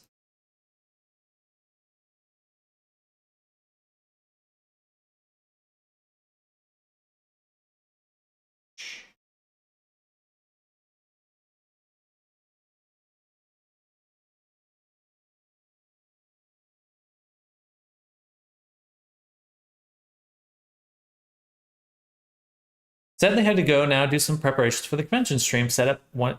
Waiting my VRC family. Hop in. Stay all for and have a awesome day. Enjoy your day, Sky. Thank you for hanging out, and hope you enjoy Ferality. I'm sure you'll have a blast.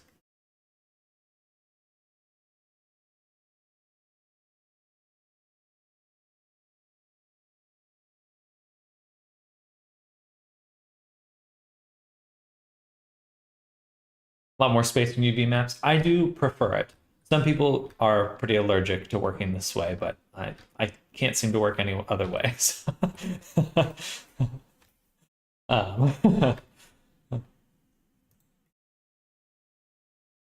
When I say allergic, I just mean they don't like working this way. To each their own.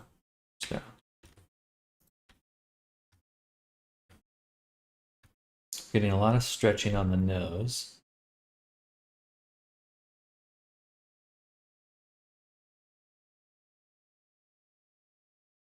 I'm gonna clear these.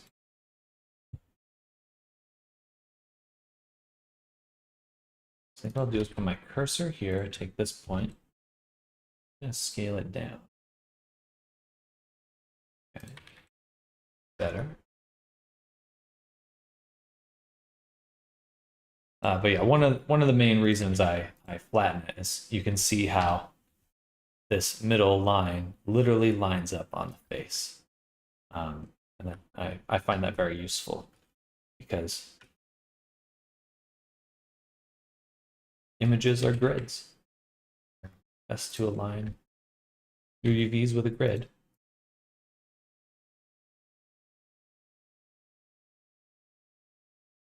Can't tell where that point is.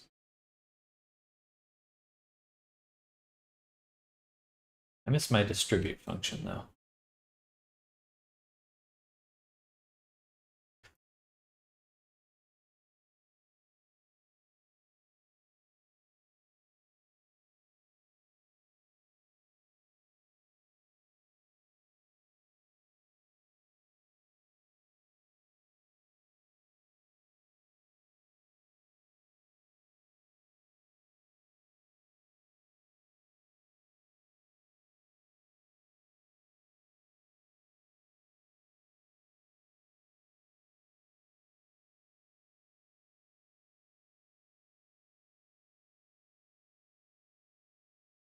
You recommend we use a symmetrical character for the class, or will you go over both ways? I don't mind working with an asymmetrical character. Be good, to find out. It will make it a little bit more difficult, but not in a huge way.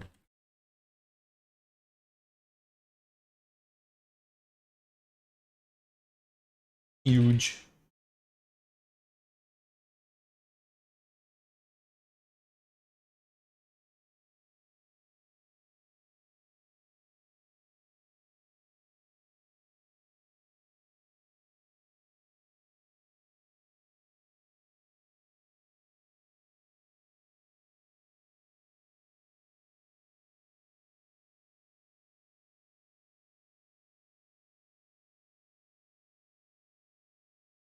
That would be an algorithm I could make to do this.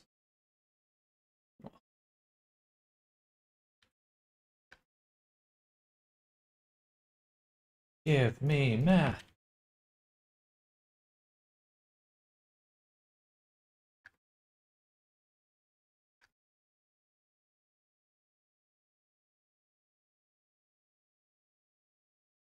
That's looking a lot better already, though. See, it's very evenly going across. That's what we want. Okay. The only kind of major bummer right now is just that we can see it get very blurry right here, right at the very tip of the nose. So we're going to kind of cheat a little bit and distort our UV map.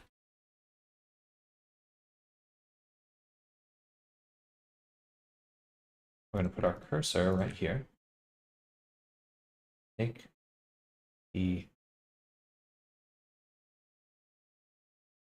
this loop and a few other ones. We're going to pin it and just scale it out this way a little. Also scale it up. Out.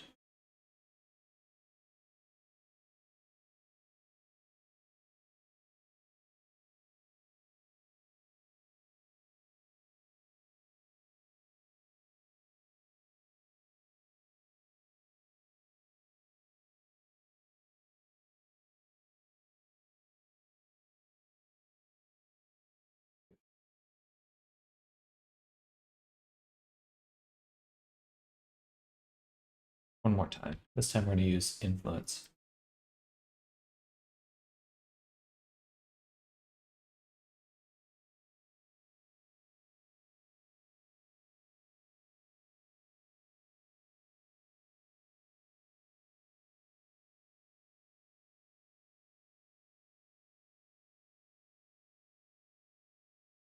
Good. All right. Now for some other issues.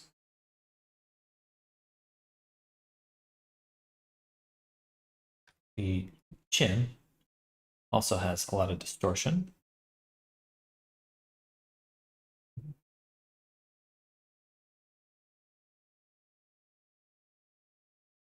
We're just going to scale this in, move it down, and then take this whole chunk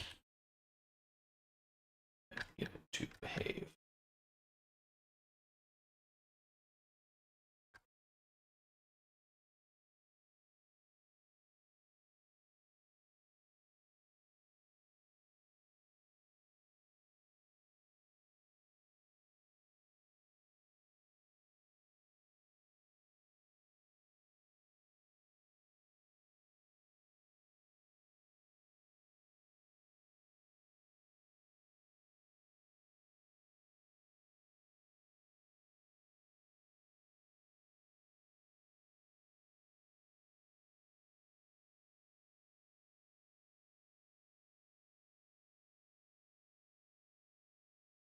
We don't need quite as much resolution on the border.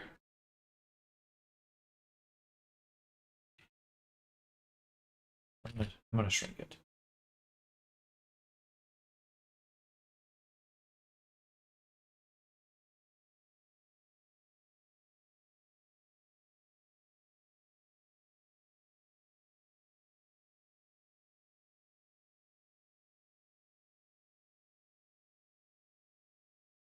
Will allow me to, in turn, get a lot more resolution on the face, on the front of the face, because now we can take the whole island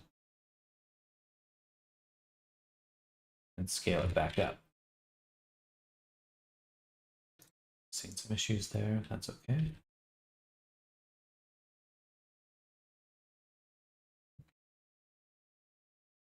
Awesome. Much better. Now for the face, a few more tweaks to make. We're going to take the face in here, project it from view, in it. Select the whole face again.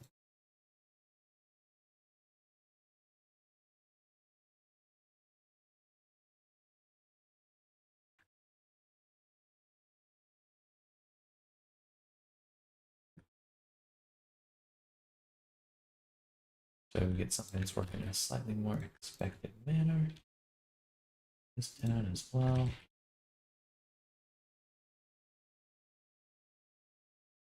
The horn here.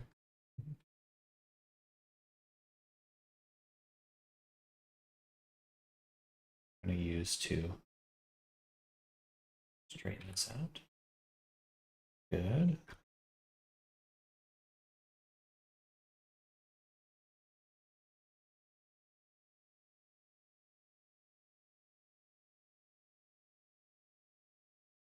The very back of the eye socket can be pretty low res because ideally we never actually see the back of the eye socket.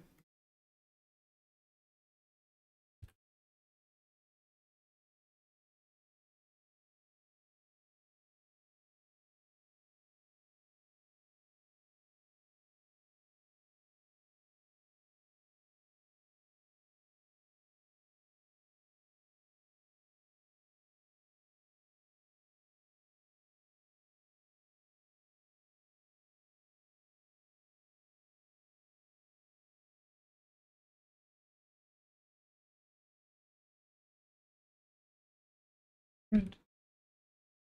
Hello, JM Toriente. Hello, welcome.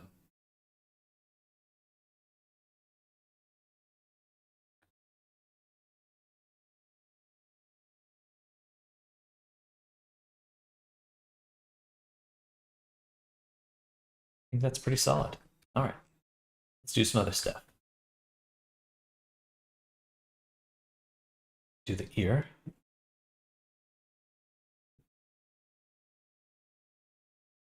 I wonder where this came from.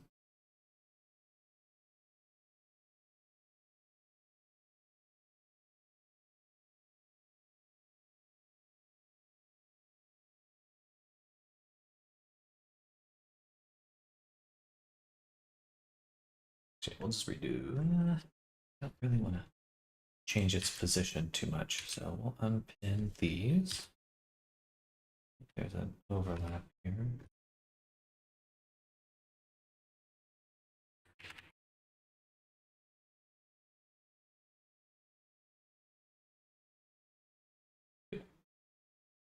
Hello. How's your day going?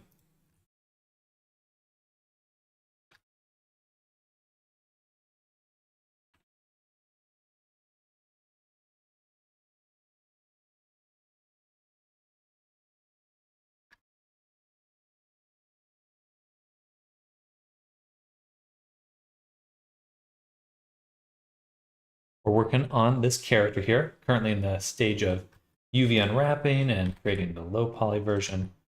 We get ready to bake him soon. If you're familiar with that process.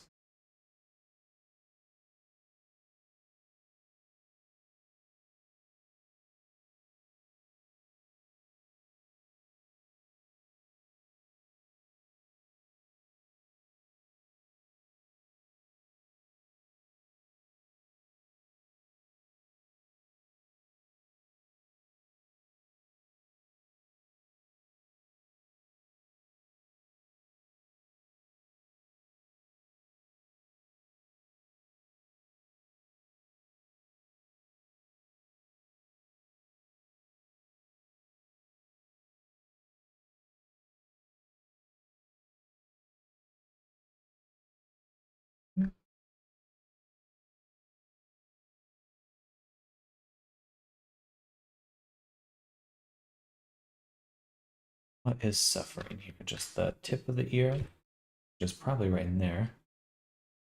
Just made some schedule appointments. I sign up for your course. Let's go. Hey, let's go, JW. That's exciting. Well, thank you. Thank you, first of all. Super pumped about that. Good to get more people in and involved. I'm actually like what kind of excites me most is the thought of like us doing like a graduation photo in our avatars. I think that'd be really fun.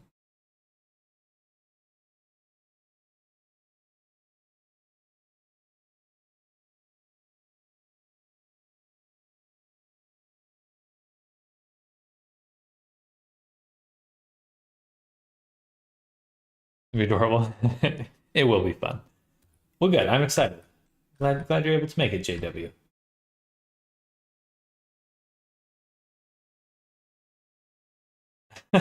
I think so. I think it'd be really like charming.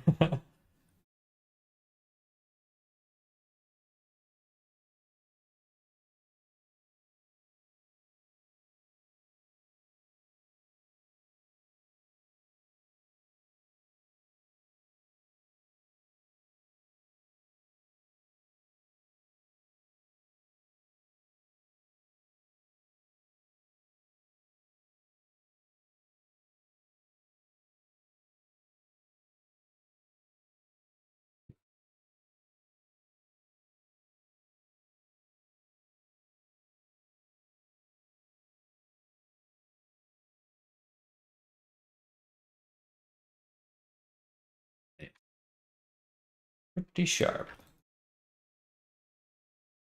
I don't need to straighten this out too much, but as well. Why not?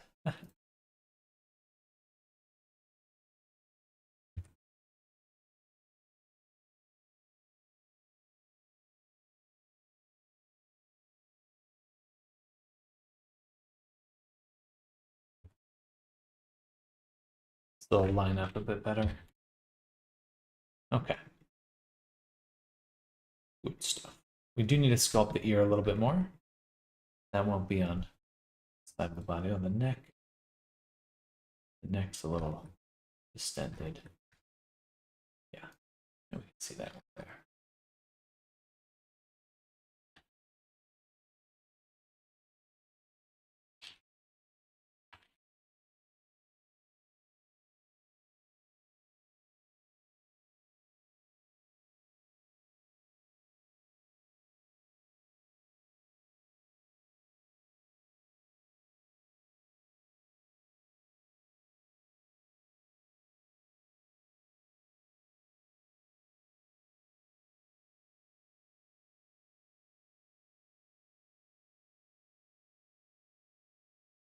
Point is this one. It's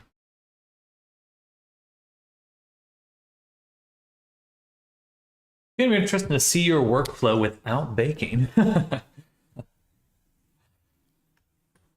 Probably, it would be faster at the very least, but it won't look terribly different. And everything I teach will be a kind of set up with teaching baking down the road. Set up with that in mind.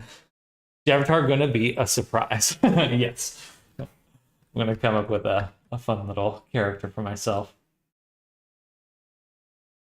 I'll probably do my brand character actually. Which the design will be a surprise, but it'll be my actual.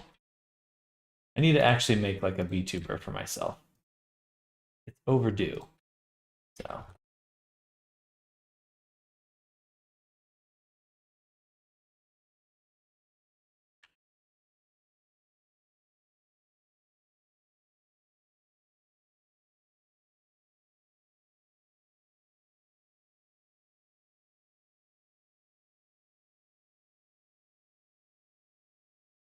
maybe.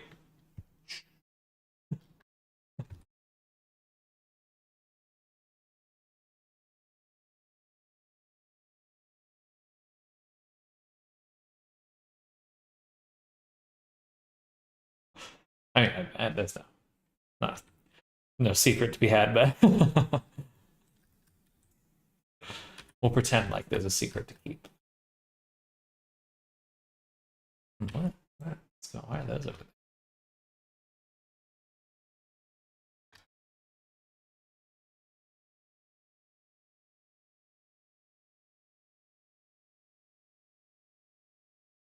Oh, that must have been the chunks that I was creating when I indented stuff.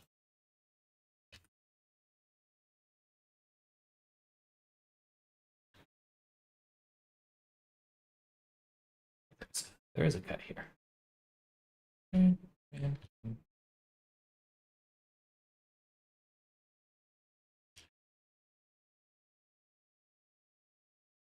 Ooh, okay.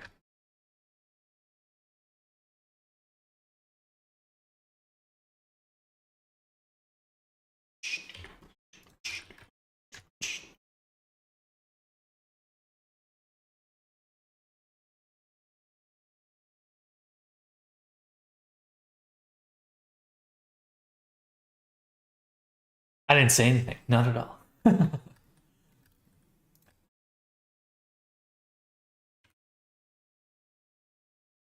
My secrets.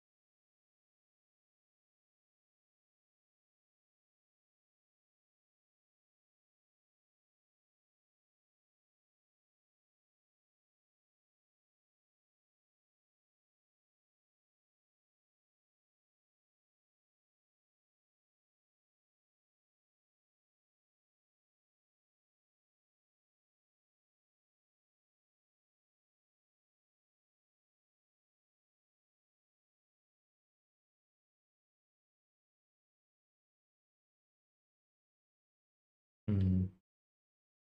Mm-mm-mm.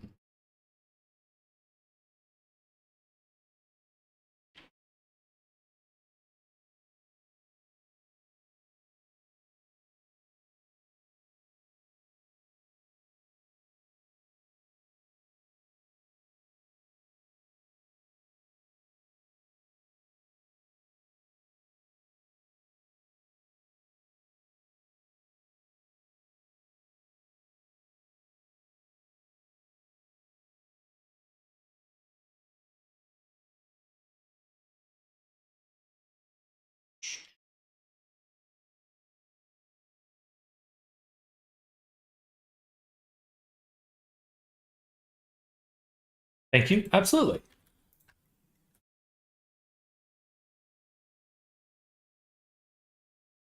Absolutely. Mm-hmm.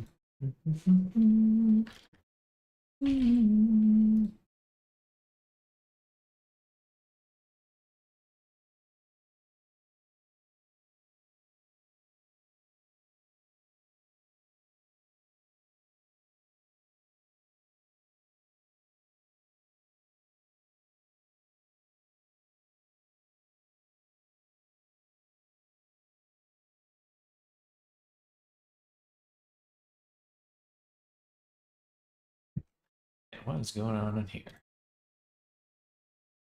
We just got to pull it out a little while. Straighten everything out. And we'll move it back down.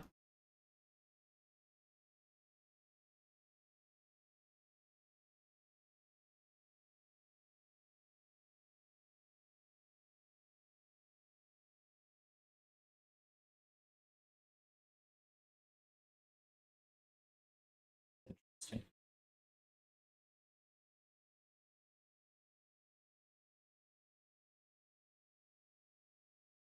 All right, that did help.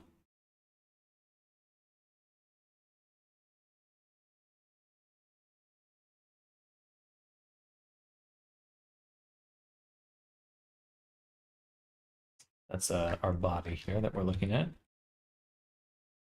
Now you can see why I'm adjusting the UVs the way I am, because we can start actually literally straightening these out by moving, get rid of the odd distortion.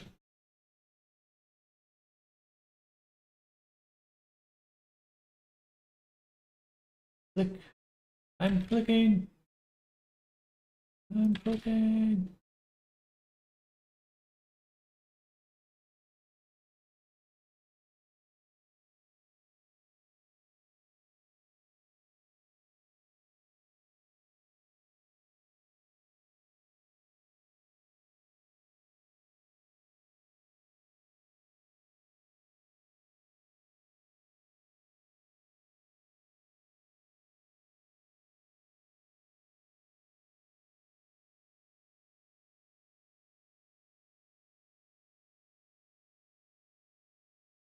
This is interesting. Why is it so low here?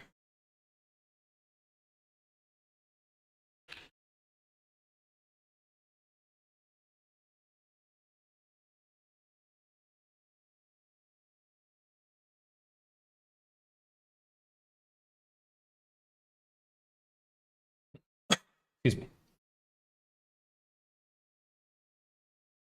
Need more resolution in the chest. I think to start that, we'll just take this, break it down, just to make sure we get the edges. We gotta go the other way, honestly. All right. Honestly, how's the back looking? Pretty good.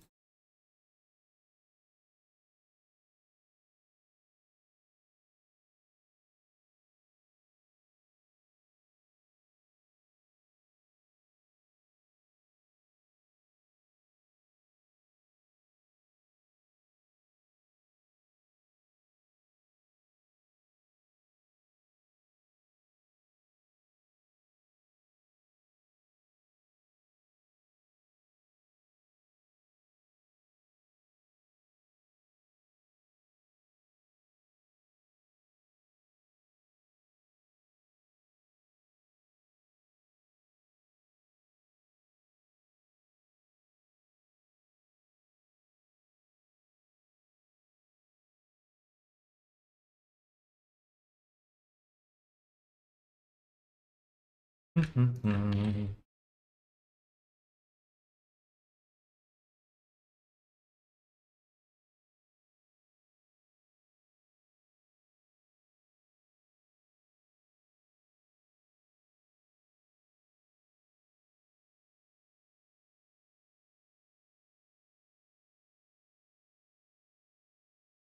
right.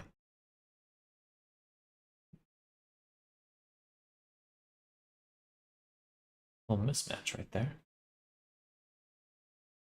That's because it's not right up against the middle. That's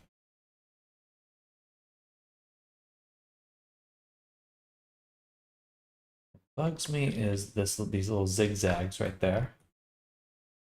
Definitely don't want that.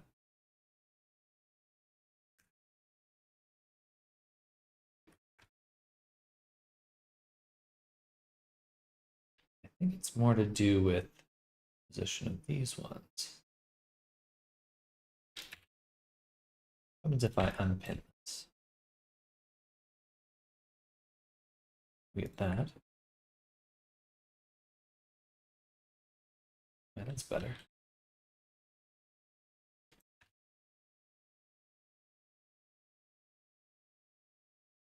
Okay, so these are at an angle. Straightening those out doesn't help. They're already at an angle. Okay, good. All right. Another chunk done. Let's look at the arm now. First thing we'll do, island border. Oh, I have to remember my multi-res to switch it to keep the corners. That's good. We have to clean up everything anyway, but it'd be nice if it kept, especially down in here, corners a little bit better. Me. Me.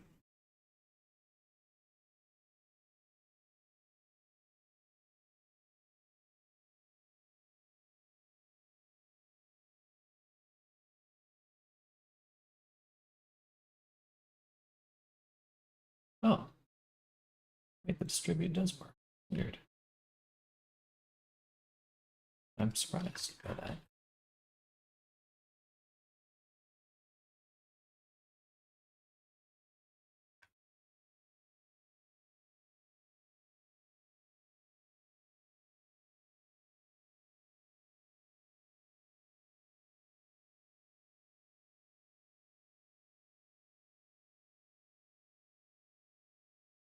Actually, let's go for it.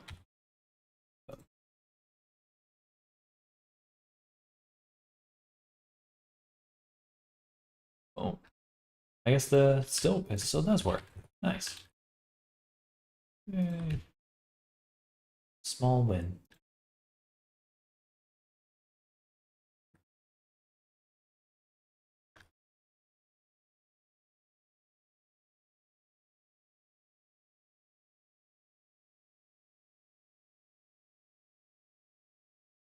That's the pointy finger.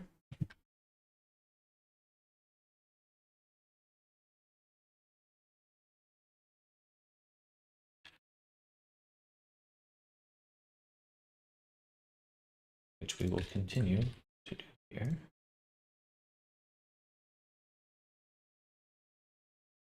And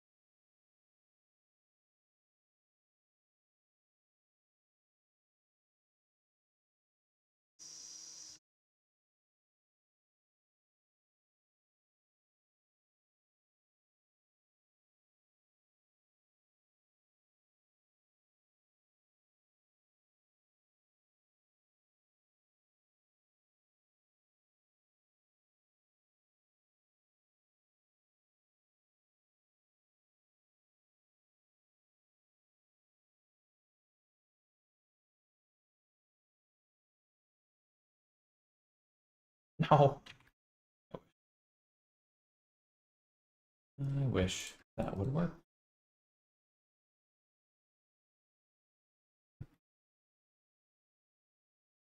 No.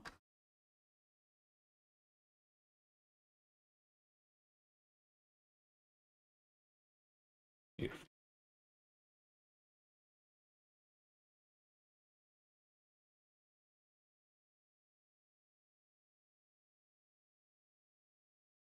Hmm.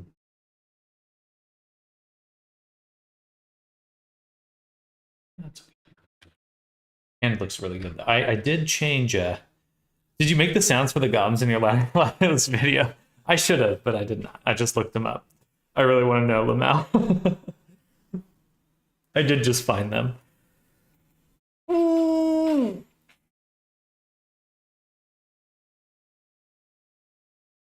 Freesound.org, my favorite.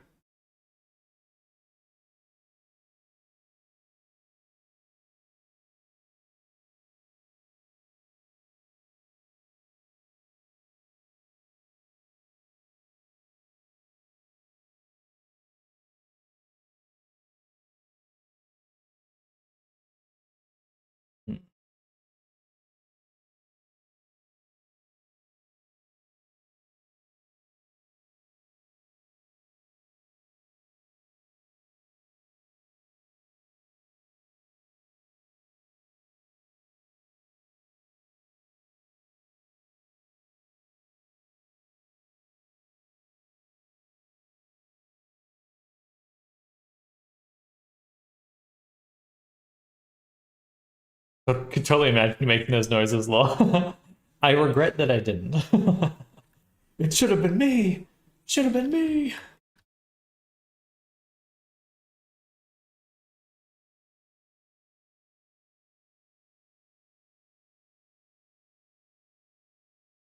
I volunteer.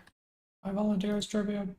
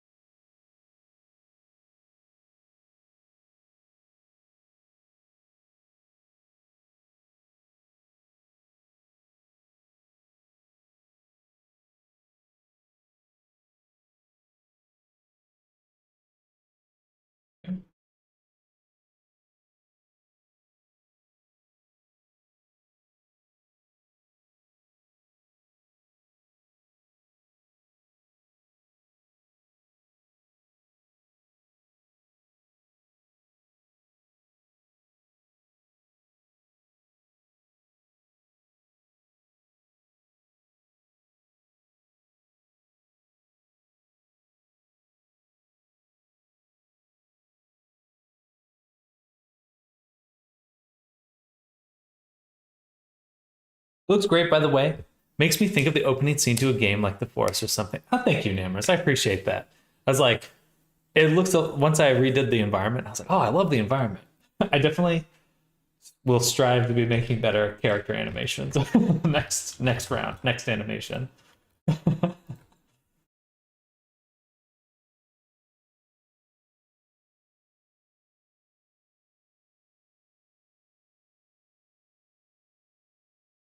But I am very happy to. It feels cool because like I've said this before, but uh, just the whole reason I started making VR chat avatars was like, oh, VR would be such a great space to make animations in. It's like, what would it take to make animations? 5 years later, oh, now I know how to make characters. I guess I can start making animations now.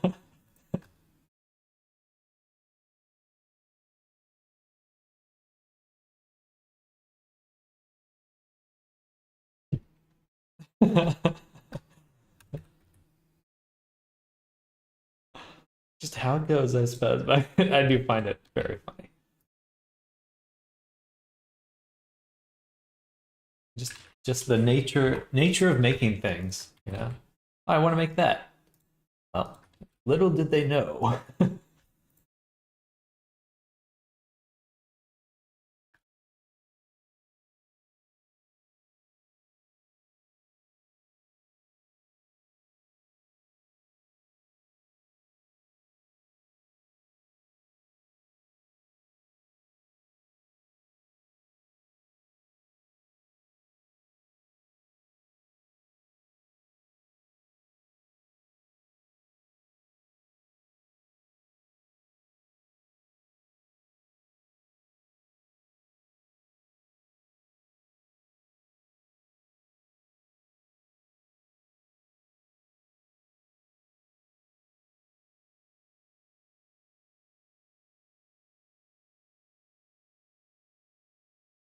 I'd love to see a whole mini movie of all full body tracking and Resonate or something, and they're all played by you.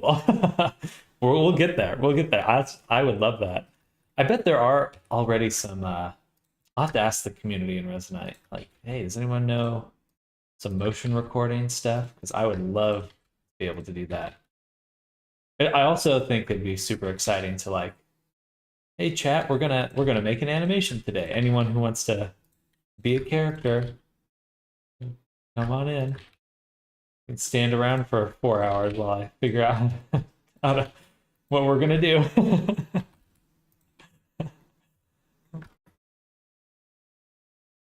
But we'll get there eventually. I mean, that is definitely the direction. At some point, that will be possible, and I want to be well prepared for it by that time.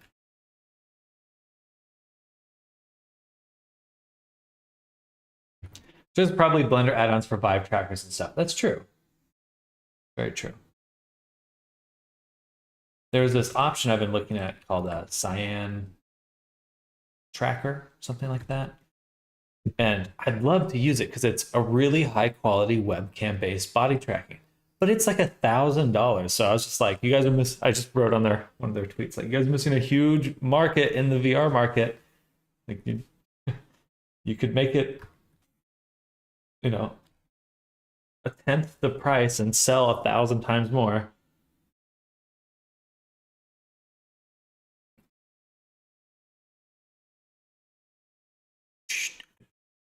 Anyway, just nuts to me that I should be making decisions for these companies. I clearly know what's best for them.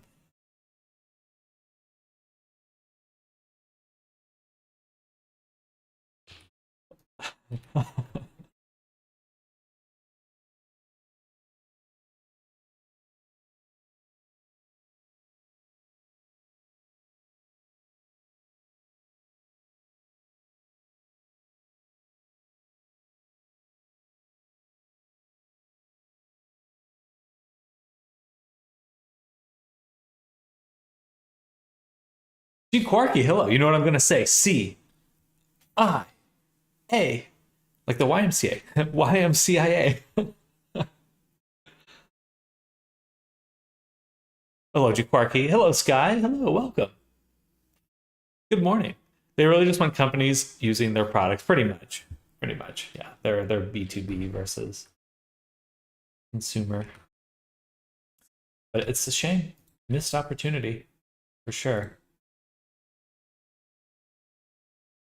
You know, I could probably license their product and then just market it to VR. Can I ship it in a product? Oh, cool. I'm going to ship it in a product that competes directly with you. Morons.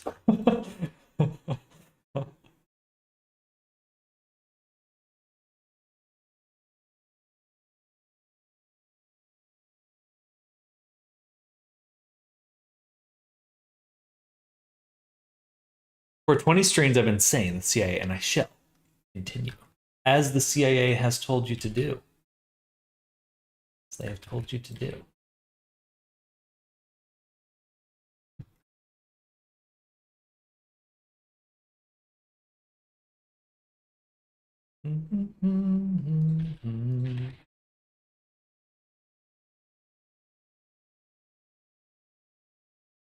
All right.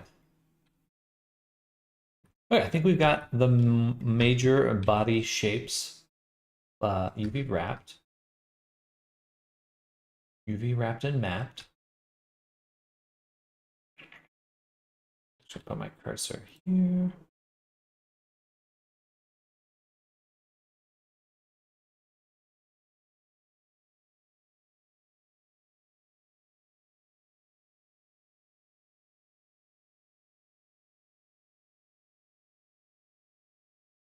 Point eight. Then. All right, there we go.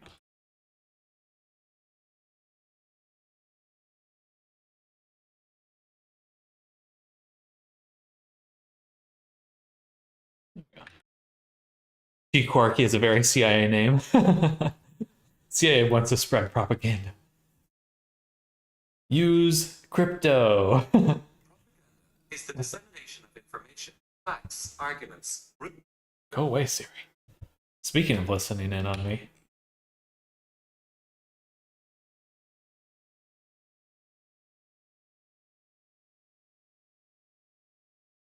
Oh, that unwrapped a lot better than I expected. That's good. Good. So we can take all the little thingy tippies. Straight here. Unpin them.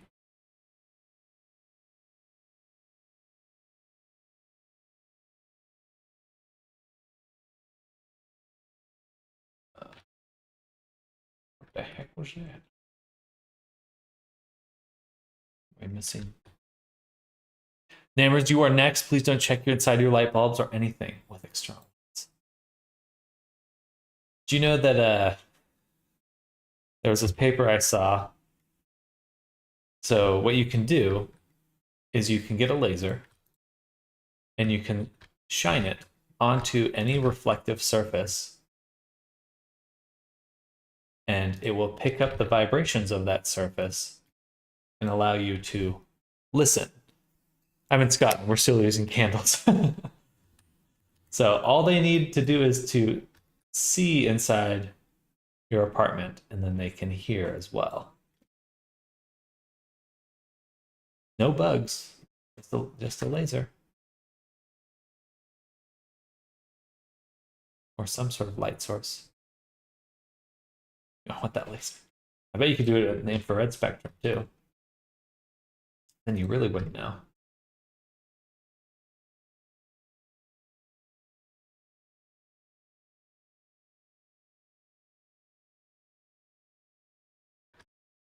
Saw that you can use your Wi-Fi to see you too. Exactly. We're already there, baby.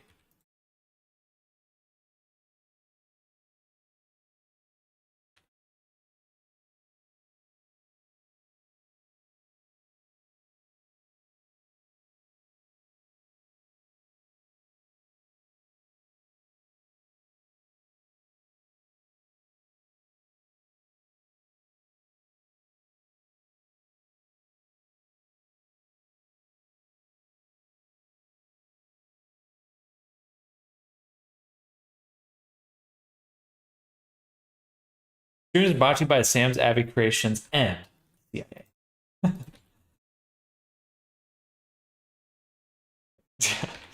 Furries are created by the CIA. There'd be some furries very upset with me for saying that, I think.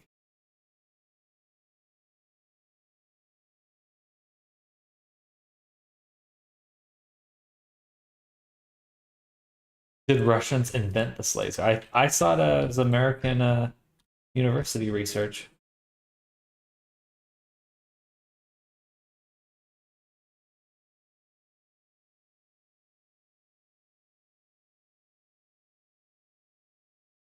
I gotta go. The CIA calls to me. All right. Tell them I say hi and I miss them.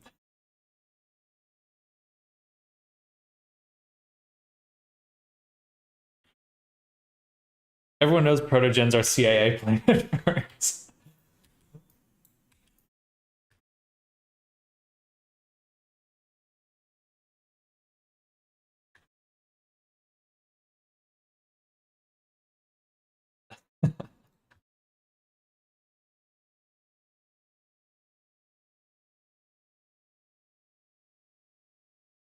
But where's the lie? Theo Mayman helped.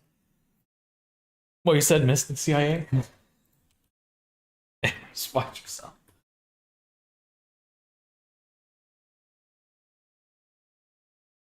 What do you have to watch out for the Scotland Yard namers, or what's the so you're the British equivalent of the CIA. No, MI6 stuff. I knew that. I know James Bond.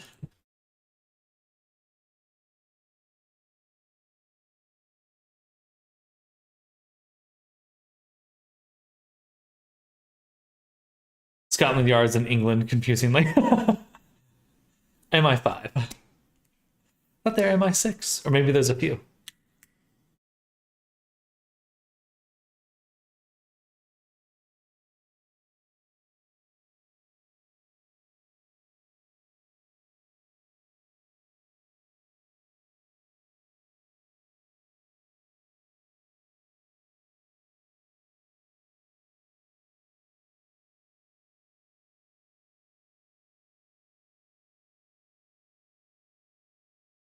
MI6 is international, MI5 is UK. Oh, gotcha. AI above all else. Uh-oh.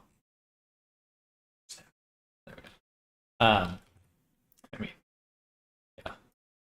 I do wonder, it's like, will the AI help the CIA? Not as like and like a choice, but will the proliferation of AI help surveillance or make it impossible to surveil?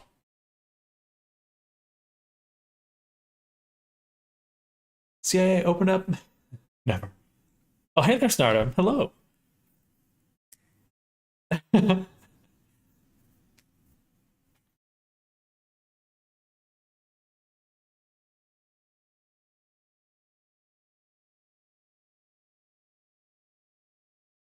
I think we got to cut the nail. We've got to cut the nail.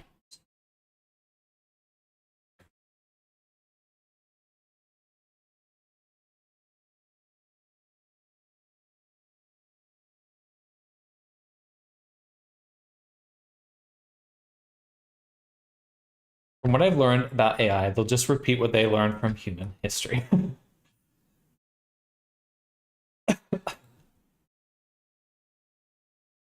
This one's a little different, though. I guess it's not too different, though. Let's do this. Or that.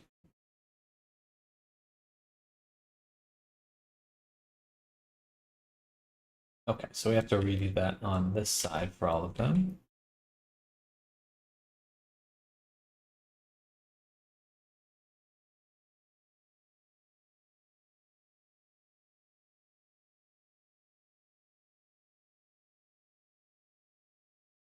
Sure, how to do the thumb, though.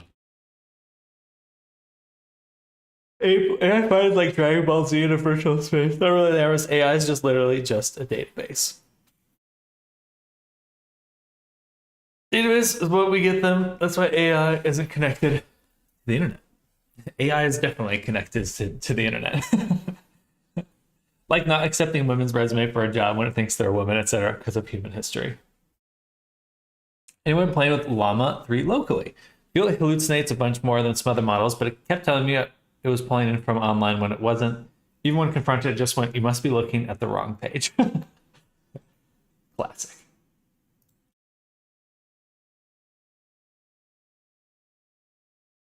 But no, I have not. It's been a while since I've downloaded any local models.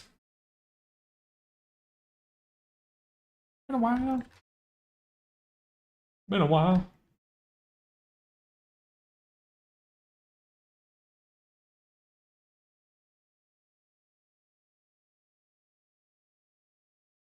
But it seems that OpenAI is going to do another announcement soon.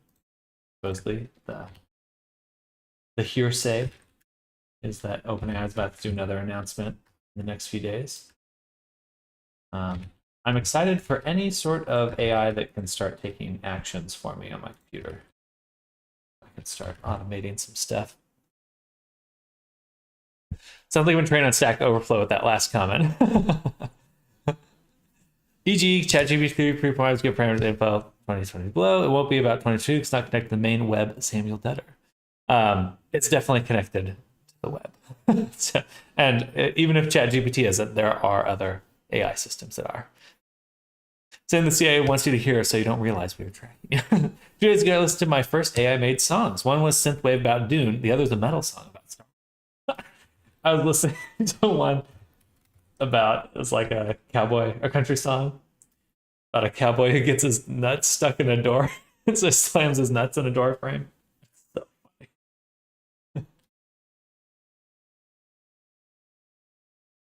funny. But gQuarky, if you have Bing on your computer, I have Bing on my computer right here. And if I ask Bing to search the web for me, it is ChatGPT and it can search the web.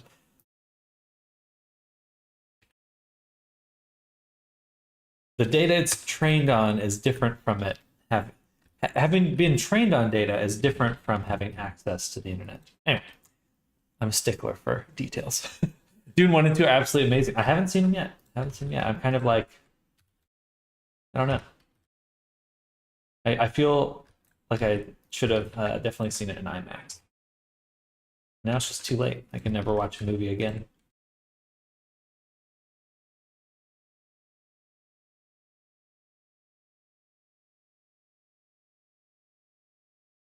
This should unfold here. Maybe I need to do both sides. Because the cut goes up here. Oh, I see. I see. This is actually the pinky.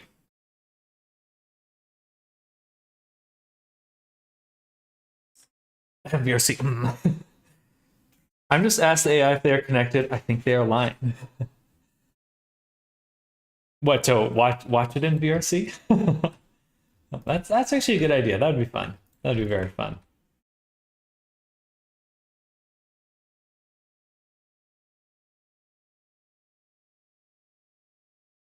But I know what you're saying.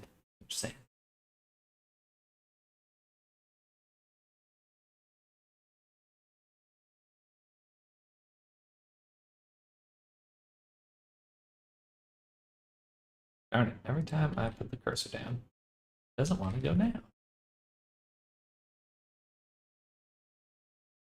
It don't want to go down.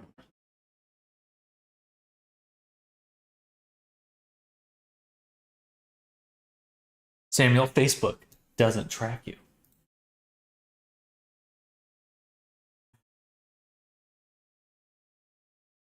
That's what the CIA wants me to believe. I know better.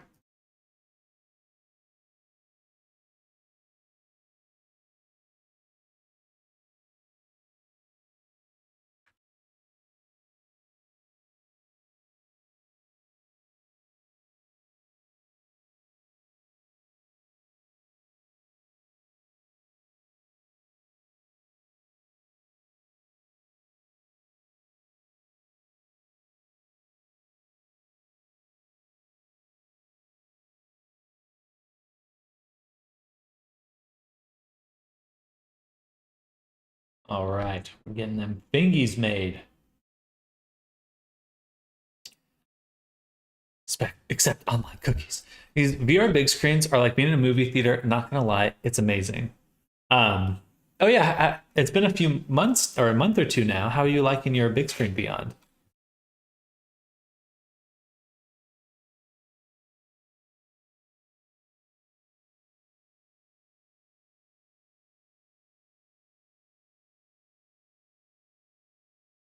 I don't know about a month or two, but yeah, we've had it for a while.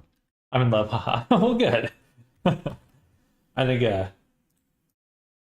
yeah, we were talking about that yesterday, but lighter headsets, please.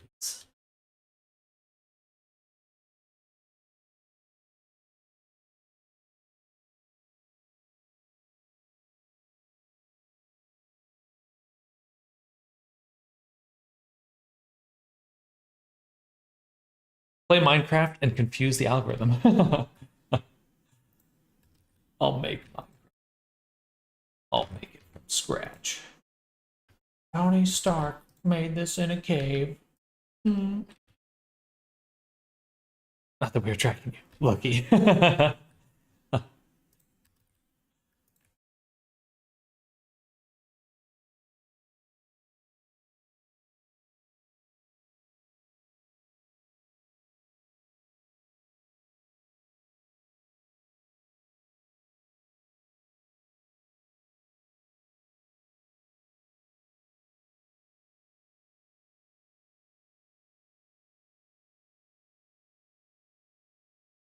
All right.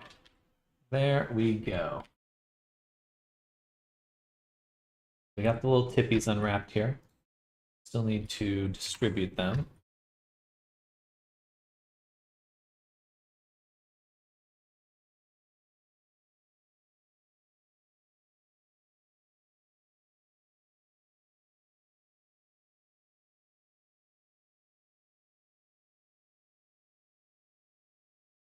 The reason you don't pass bot tests first try. Except online cookies for 3 years. I always just eat them. I'm a hungry guy. I just always eat the cookies. Eat the cookies.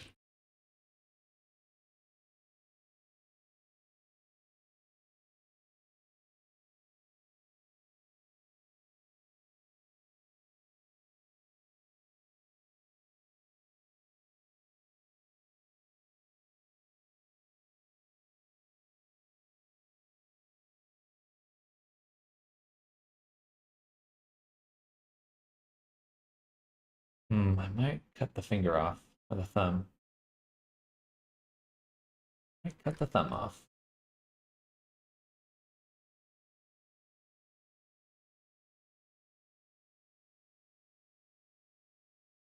I got an extension that just eats them for me. I call him the Cookie Monster.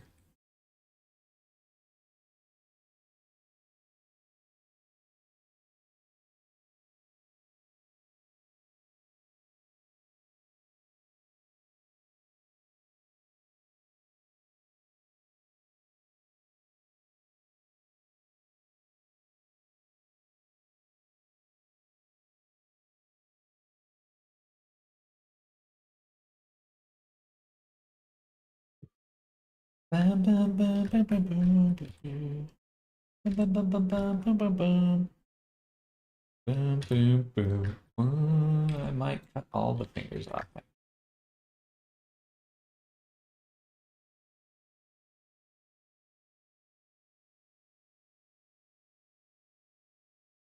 Just so long now.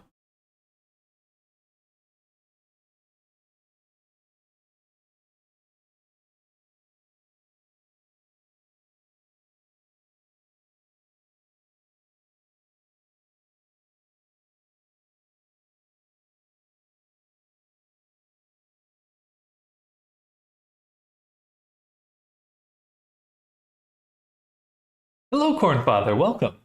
Went down Polygon hell path yesterday, then decided to use Quad Remesher and be done with it. You can't just go cutting fingers off. Hey, they're not my fingers. That makes it better, right?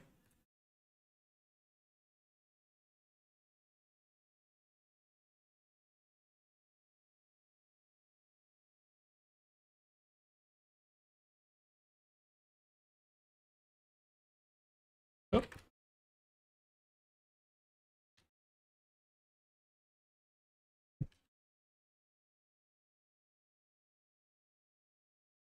All right, those fingers are looking good, though. Real good. Them fingies.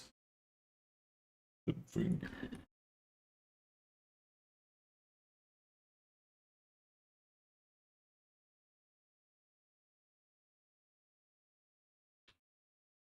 We do need to focus on the thumb a little bit.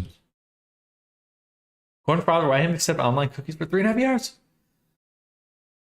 Oh!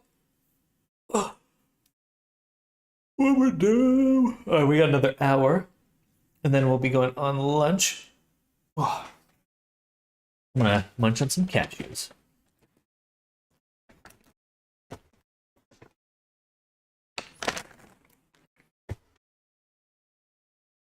Probably never gonna get cashews again, though.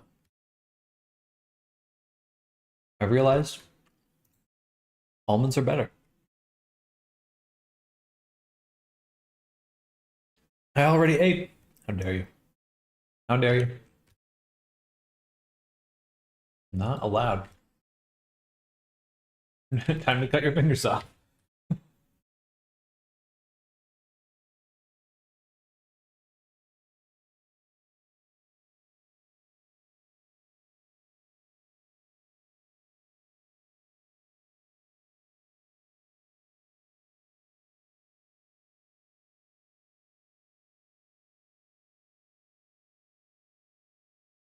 No.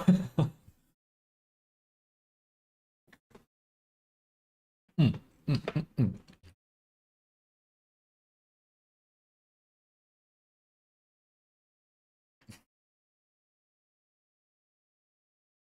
Are you eating? Time to die.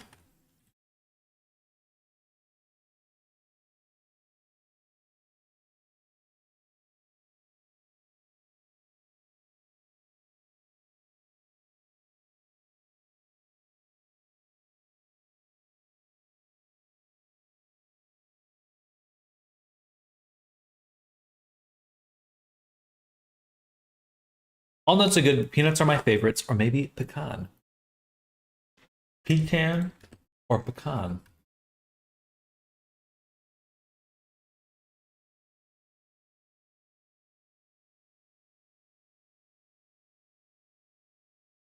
I've just realized that I'd rather call them pecans because pecans is gross.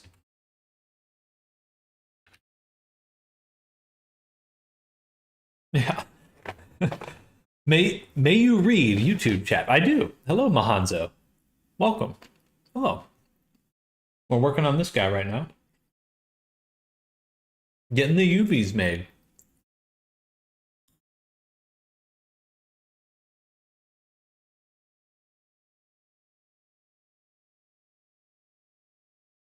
Getting them old UVs made. Pecan, no thanks. Pecan. But then I'm surprised you prefer peanuts then. I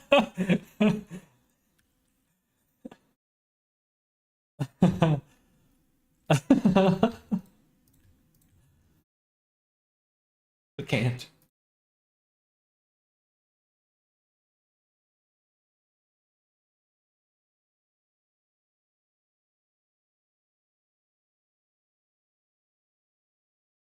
There we go. All right. We've done it. He's stored in the nuts.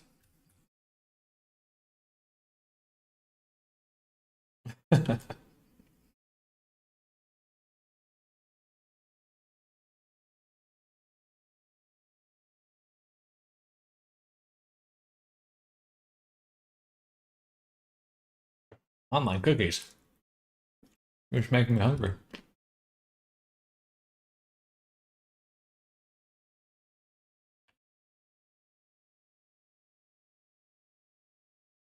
All right.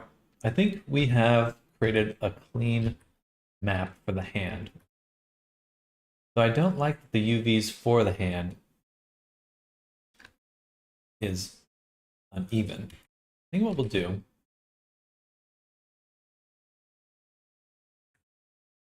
is try to flip them this way. Now I need to rotate them. We do have to cut off the thumbs, don't we? I think we've got to cut off the thumbs.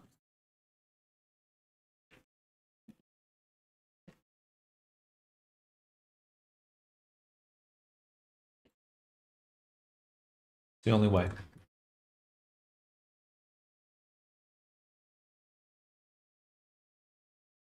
Everyone who's chatted in the stream. The thumbs are T-posing. All right, we'll leave it there for the body. This is a big problem. And let's move on to... We're gonna get the hooves over and the tail. So I'll duplicate both of those and send them over to the low poly. Both of them, we're going to copy the material to. Dare correct me? I do. I double dog dare. How to develop a game? Crying. Pain and sacrifice. There is no other way.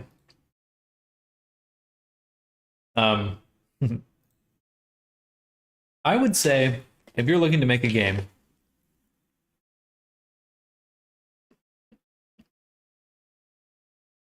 The most important thing you can do is find a community that can teach you how to make that game. Fail, make a game, fail, try again, repeat. And then just do that endlessly, but asking questions each time. It's a journey. It's a very much journey. And it does take a while.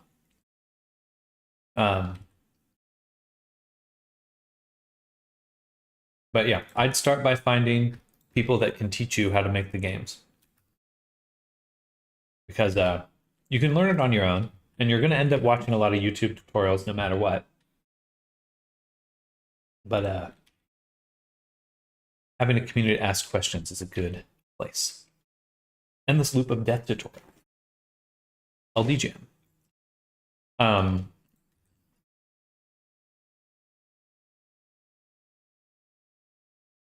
Do I need to learn coding to develop the game? On some level, you're going to have to learn programming. Whether you use like node-based systems, there's a big spectrum of how complicated you want to make it, or the level of complexity you want to learn. Bracket is my god saver in CodeMonkey. CodeMonkey is good, but I would say if you want the most control, then you're going to need to learn programming. If you're okay working with a system someone else has made for you, then there's some other options out there.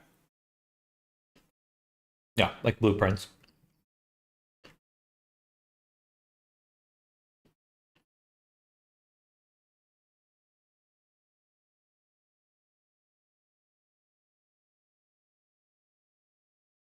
So it just depends on how much control you want. Unity has a their own visual scripting system. I forget what it's called though. Even Godot. Godot would probably be a good one to learn.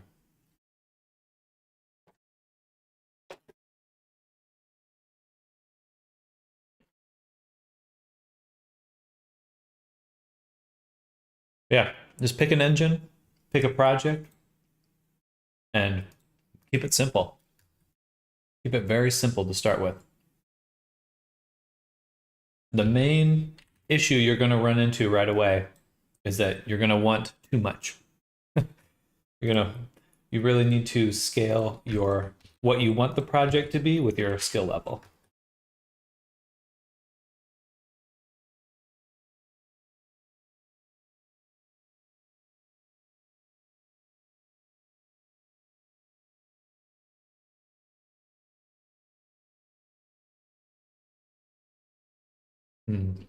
No, I'm actually going to apply the mirror. Now I'm going to cut it the other way instead.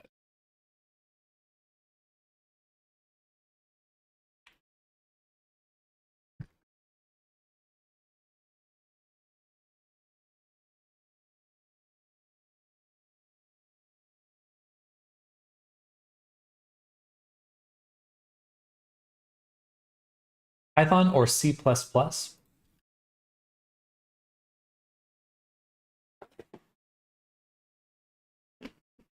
Any name of game to work on?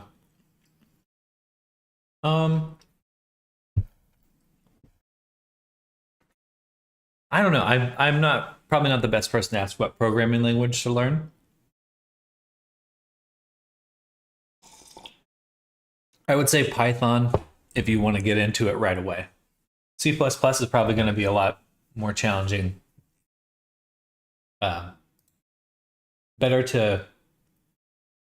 to kind of start learning and failing rather than, to make games instead of. If you get into C++, you could probably get hired for programming at the end of that, but you may not have made a game.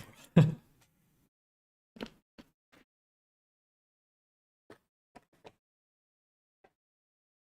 really want to understand, start with Python. That's what my professor said. I'd say so. That way you can get into the cycle of making stuff.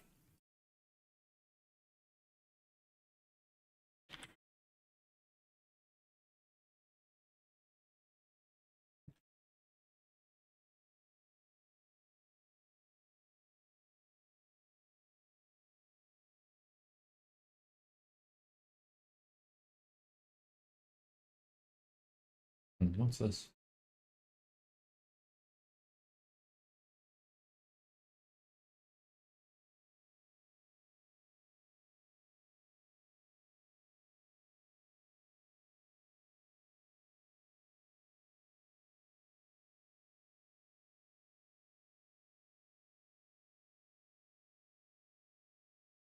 Any suggestions for the engine? I prefer Unity, but that's just because it's what I know.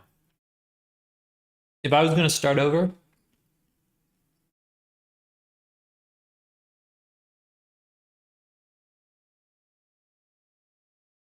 if I wanted to make the most cinematic game, I would use Unreal. If I wanted to just make a game, I'd do Godot.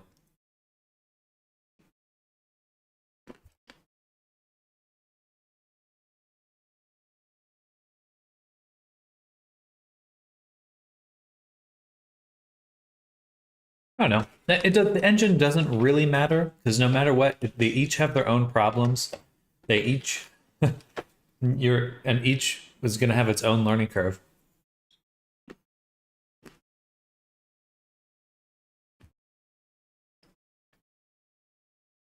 If you're just looking to get started on making something immediately, Unity or Godot.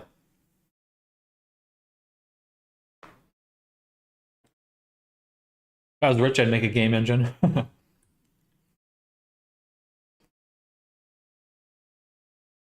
If you're part of an open source project, kind of have that. Kind of doing that.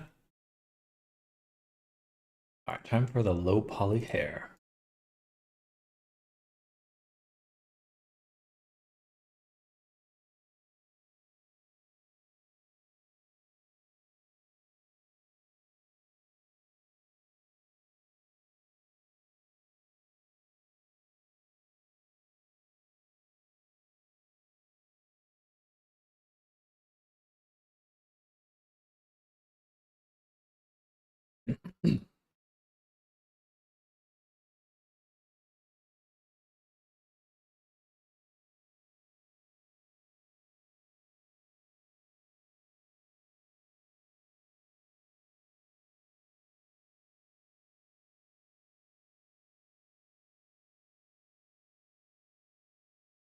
Mm. 100 GB, yeah.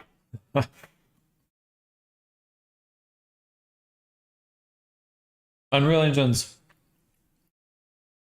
good, and they have a lot of systems in place to help you out, but I've always found that it's just, you really have to commit to them. Like, there's no middle ground. You're either doing it their way or you're not doing it.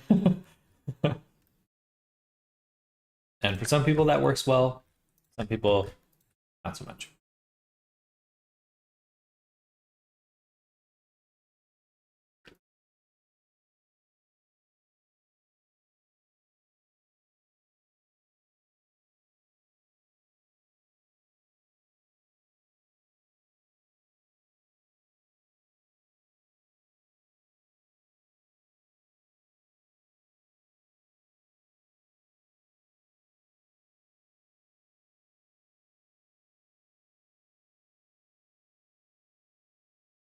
What kind of games would I create?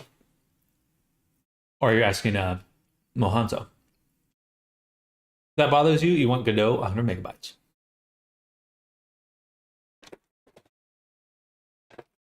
Blender.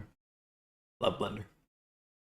Make a game the simple way in Unreal Engine. You're not really learning how to make games or what goes in the system. Open question.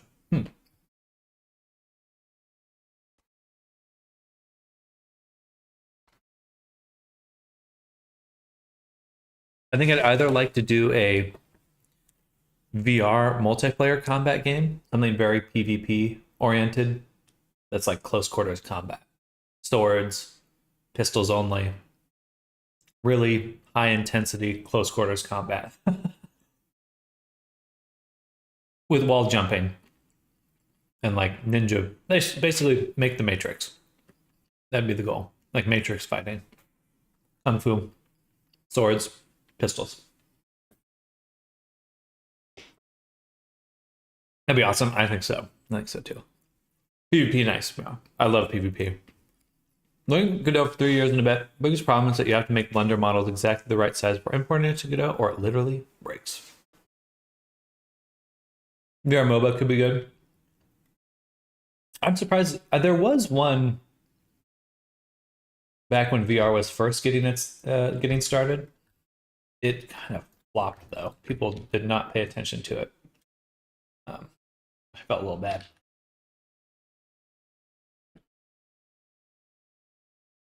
Felt bad for the devs. But I would love to see like an Overwatch style one too. That'd be kind of cool.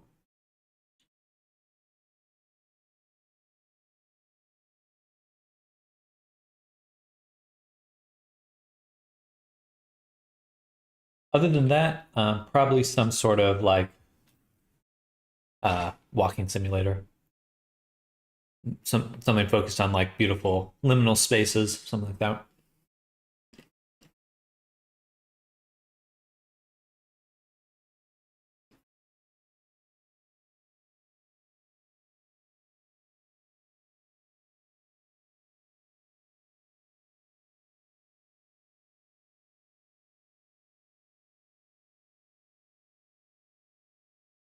There we go. These ones are real crunchy over here.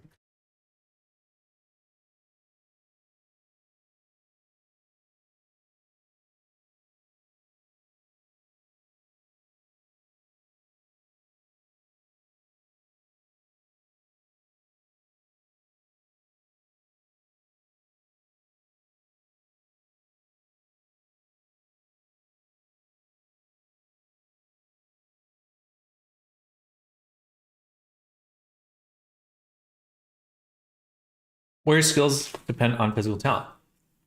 Animation. Creating a simple mobile game could be a fun project, really easily show it off friends and family. Not like that. There's a lot of value in making things that are not for gamers. Or like that are for a casual audience where you appeal to just the average person. Because man, I wish I had made more artwork for my family over my lifetime.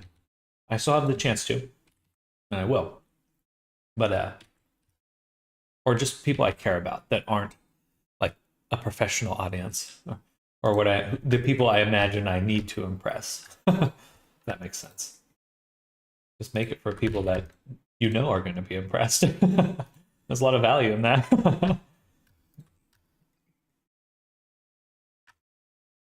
A lot of affirmation. Or just for your friends, you know. Don't make it to be the next I don't know, big thing. Just make it for yourself and for your friends. I think you'll probably actually find more success that way anyway.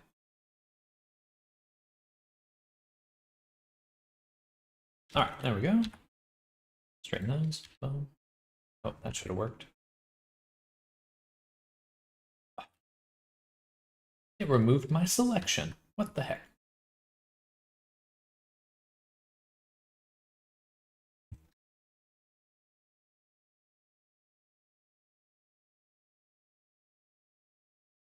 Oh, there we go.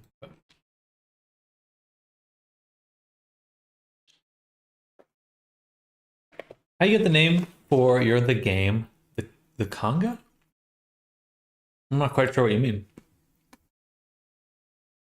I'm in gaming college.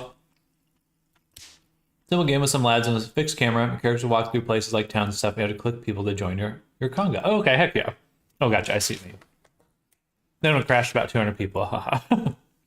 Sorry, I jumped ahead on the question. Also, do not underestimate the power of these app projects, since you can easily slap on WebGL or WebAssembly and go wild. People forgot Unreal 4 Engine has been running in browsers since 2014 for some reason. Bought my desktop computer across the country yesterday so I can show my family what I've been building in VR/Resonite. Oh, that's awesome. I'm happy to hear that. And feedback is the greatest dev tool because your opinion is normally just biased. Exactly. 100%. That's really charming, JW. I've been thinking of getting a web computer. Like if I was going to travel, I'd get like some sort of cloud computer. That's just like digital nomad stuff. This one's fucked up. Yeah. Oh no. Why is this one messed up? But then just like doing everything in the cloud.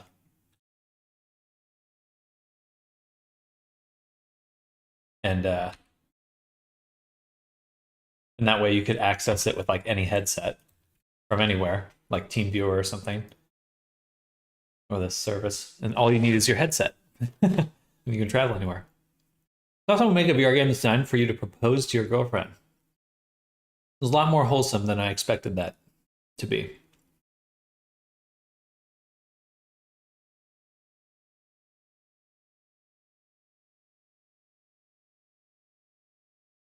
I thought that was going in a very different direction.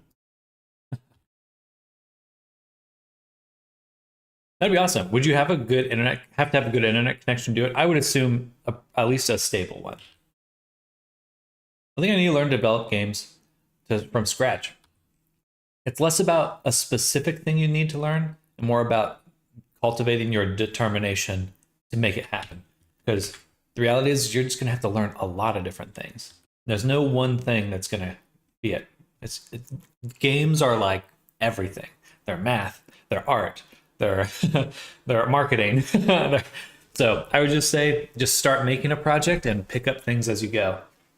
Just keep what you learn bite-sized, and eventually you'll start building your scope of experience. I don't think I've ever been that weird ever on any of your streams. Oh, I'm just saying in general.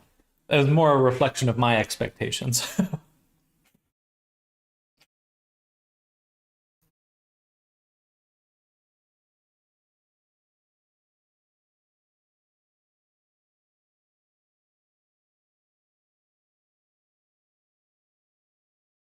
My girlfriend invited me to play that game, then didn't propose on purpose.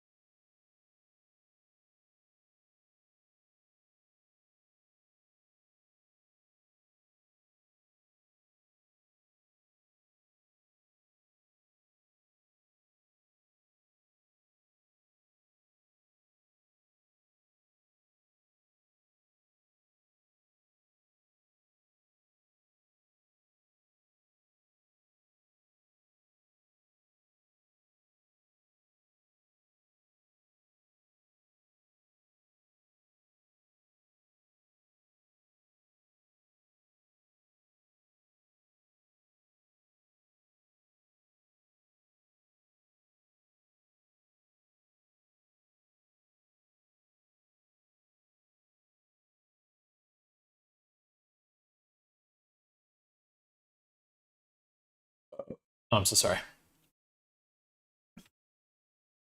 Agreed. I didn't know how to 3D model until I found out I could make something that's super niche, but my interest is what kept me going rather than expect outcome.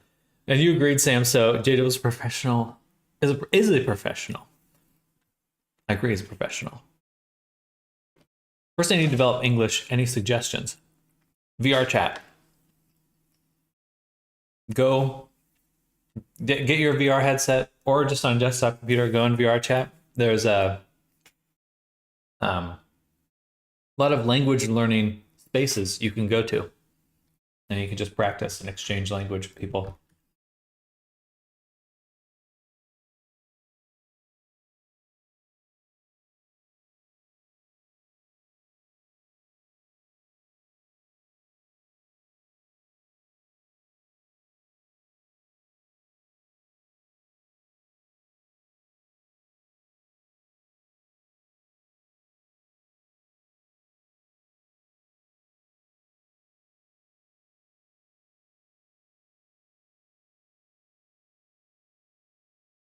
There's a whole I don't know what language you speak, but or speak primarily, but there is a Japanese English language exchange program in VRChat that meets every week, very regularly, and their worlds pretty much has someone in it 24/7.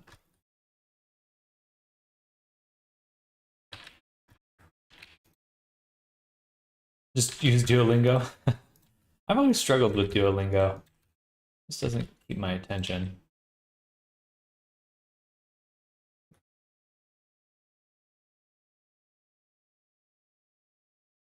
But to be fair, not many things do.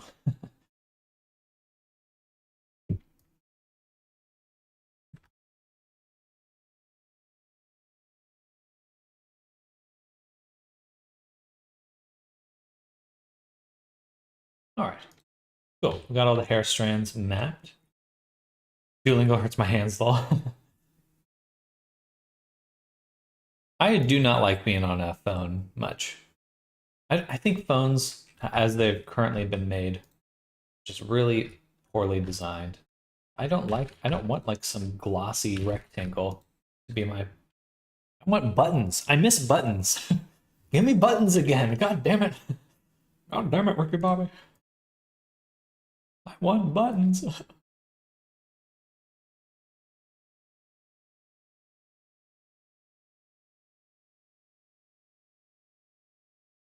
Not ergonomic. Exactly.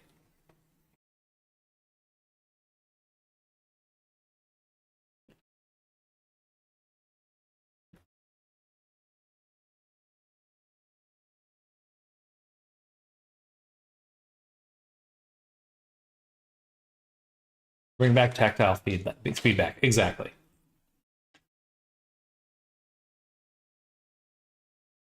The eyes are their own collection. Let's leave them out there. Teeth.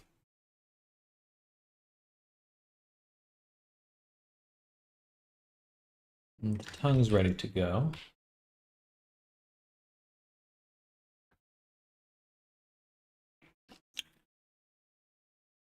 But I might need to do more sculpting for our teeth.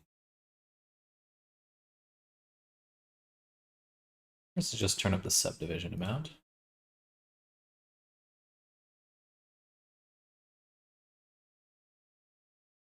Was Minecraft in this chat? Technically, I have it, but I haven't played in like 5 years, maybe. Can you hear my breadcrumbs crunching to my mechanical keys? It's not just not as realistic. How about Forum? Wanting to learn English, you give me your Discord server. Happy to share it, but I'm not. I wouldn't have time to teach you English, but you're welcome to hang out there. I have both.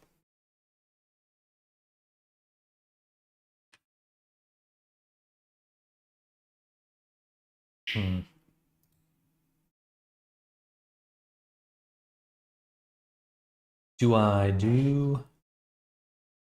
Do I do? Do I do? That's just a fine.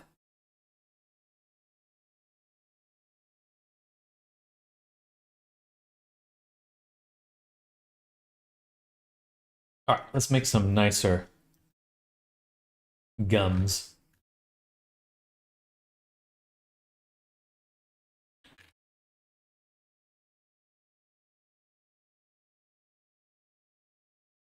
The gum line is important.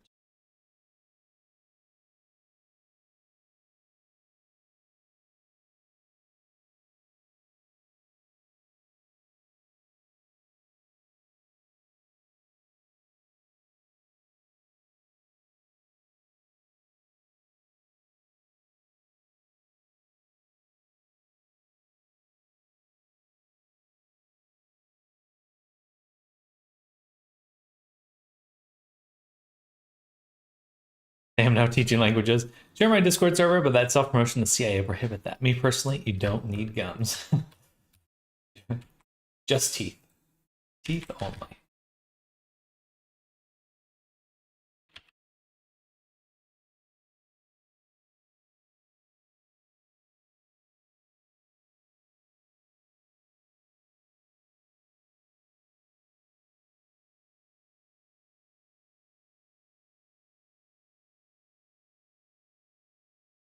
Oh, I like a nice set of chompers.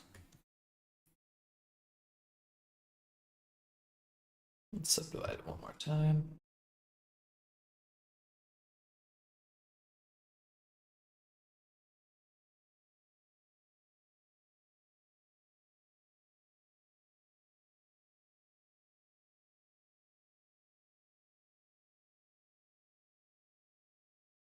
That's Sem's next course. First intro to 3D modeling, now intro to English. Yeah, it's not. I kind of like that idea, but I definitely. It would be a struggle to only be able to speak English and try to teach. Try to, yeah, I don't know how that would work, but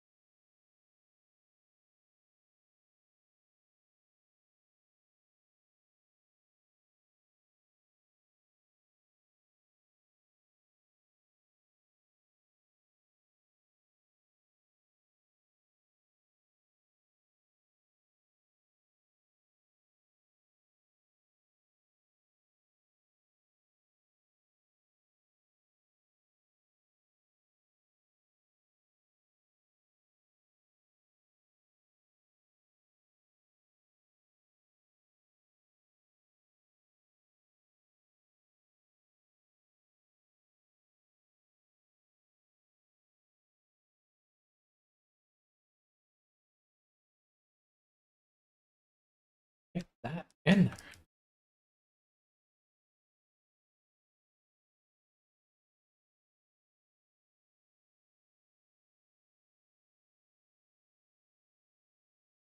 I think Sam can speak English extensively. Interesting. Just a new way to communicate without English for it to work well.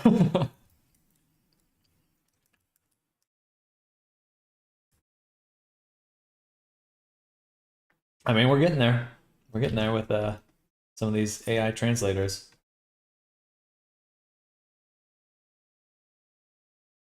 I think Duolingo is probably within 4 years of just being completely useless or completely replaced by ChatGPT or whatever alternative there is.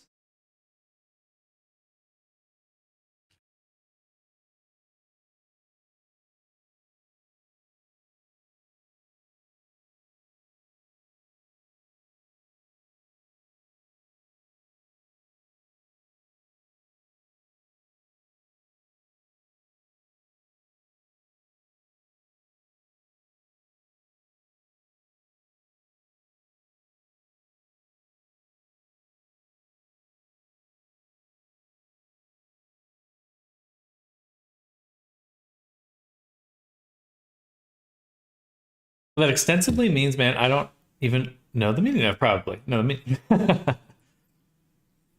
Earlier, been hobbying in board game design for 4+ years and only have done prototypes I didn't have time to test. Game dev is not easy. As for flow, mechanics, design, fun factor, there's the joy never stops with game design. There's never a point you can be like, oh, I've learned it all. But maybe that's the fun. That's where the fun lies. Or at least the creator. I've always struggled with the idea of like, as a person making something, you never get to experience the thing you're making in the way you want other people to experience it. That kind of makes me sad on some level. I think that's just kind of a tragedy, a very tragic aspect of making things.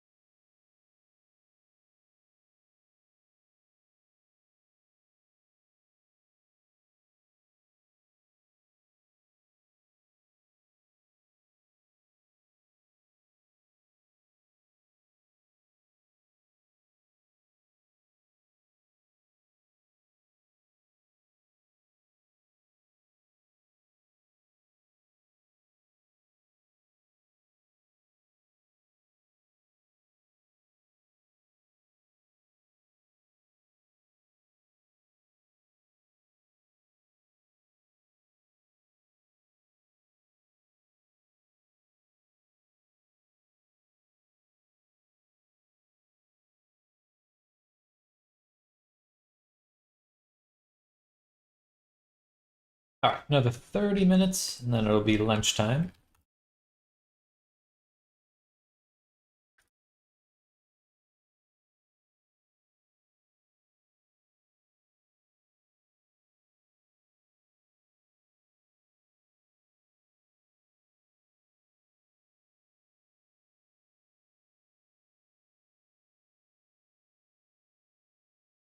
That's so true. You become blind to your own creation. You never experience the joy of your own work the way someone else could. Exactly. There is something, there's beauty to that in a way. It's like it really is like a giving. I'm giving people this, something I can never have, literally. I can help make it. I can't have it in the way you want to have it. You technically can never make things for yourself in that same way. But if you like creating, then that's a whole different. That's where you have to find the joy, is in the actual just making of it.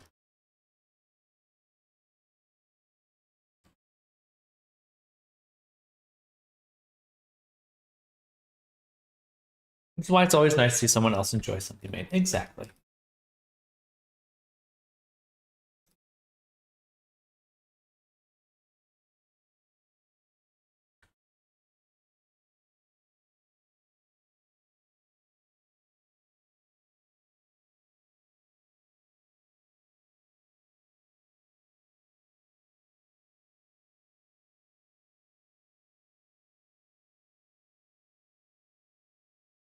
I think that looks a lot better.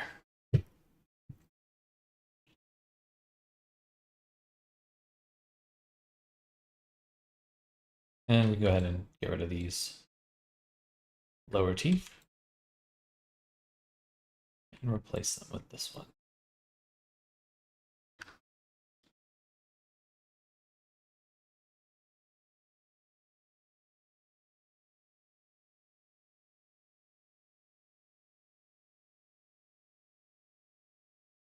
Oh, now that's interesting. Huh, didn't expect that.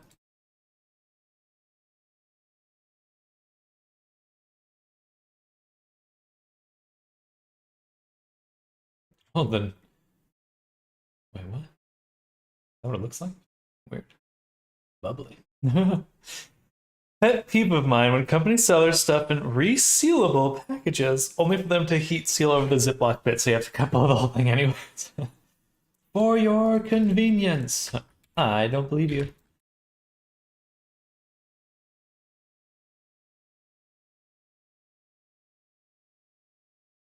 No, that's what I. Okay.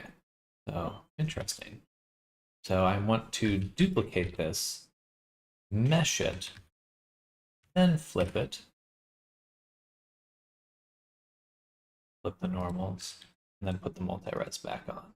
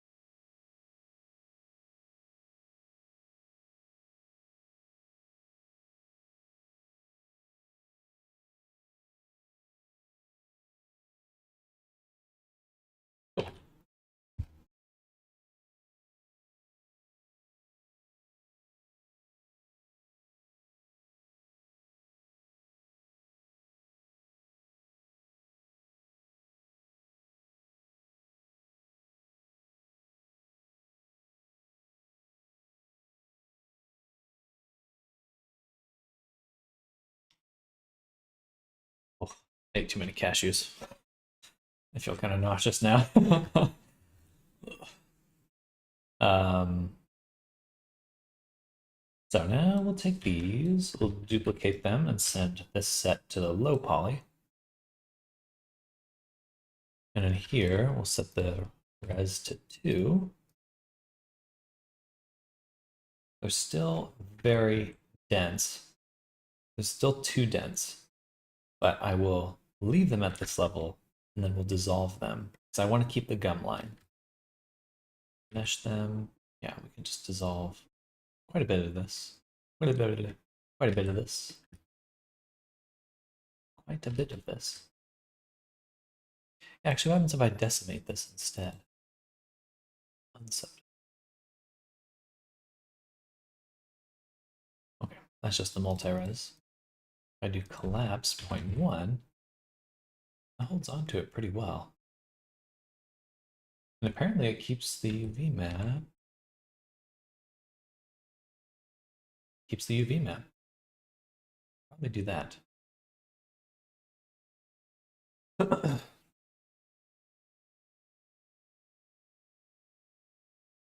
Right.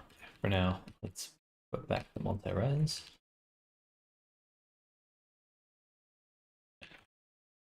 Two. These we will leave on subdivision level.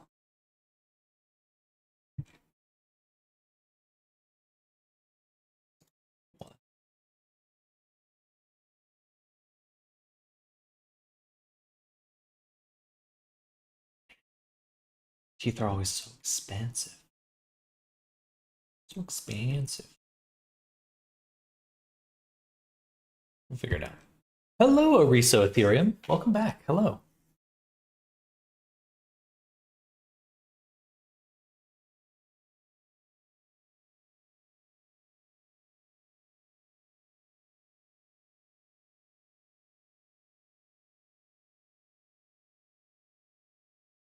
Glad to see you. How are you doing? I'm doing well. I'm doing well. We're working on getting the low poly. We're getting this character ready to bake. Get all our details turned into textures.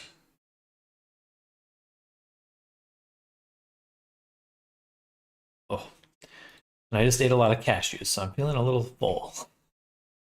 A little too full.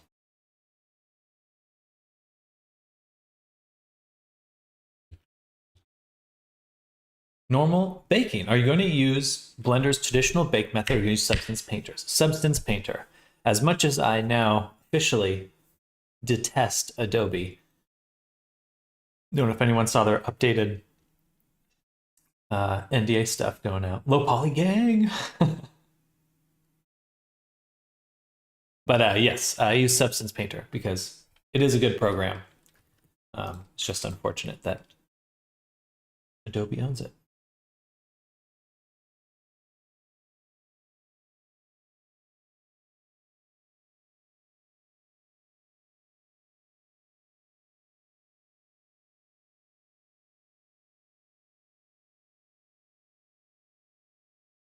All right, let's unwrap all of these.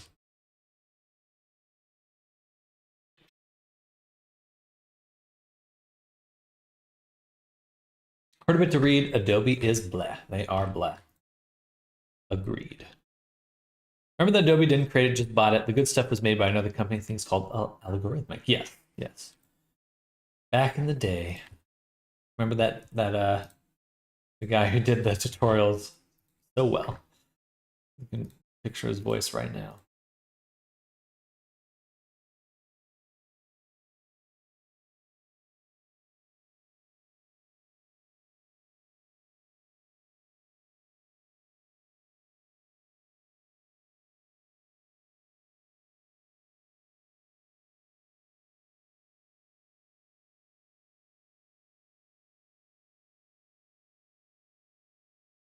And we'll do all the slices for the seam at the bottom.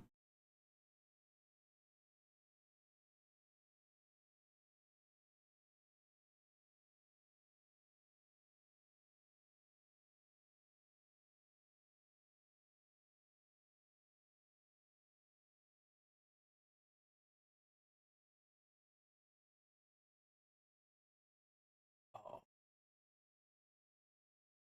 Let me back up a few steps.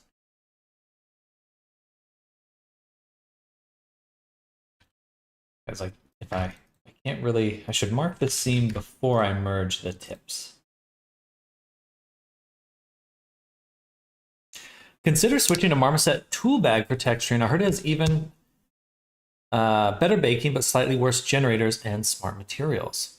The 2 points you take into consideration: do not access to Adobe's library. Do you get Substance Painter with updates for that year? For example, if you buy Substance Painter, you have to buy it again. Oh, I have no problem with Substance Painter. My only issue is with Adobe. And that they own it. Desperately need either a free or cheap alternative Substance Painter. I don't want much, to be honest. Just an Xmirror layered painting and some baking options. Blender. Can't do much other than slap some basic paint on in Blender. My PC explodes. Hello, Pablo. There were some interesting painting add-ons for Blender. I was looking at UCU Painter, and then another one just came out called HAS, HAS Painter. Armor Paint, but that's as free as far as I can suggest you, because I have not used it. I think I downloaded it once, but I never farted around with it. But hello, Pablo. Welcome. Welcome to the stream. Make normals as long as they're 2K or less and have other stuff to do while it's doing its thing. And then you don't have to redo it X amount of times. I do think that generally, the unfortunate reality is Substance Painter does still win in my book on terms of how good it is for the type of problem it was built for. So I can't see not using it for the foreseeable future. And as I understand, Adobe's NDA thing only applies to things you upload to their cloud service. It doesn't actually apply to just things you have locally saved. I guess makes sense, but this still feels like slimy Adobe.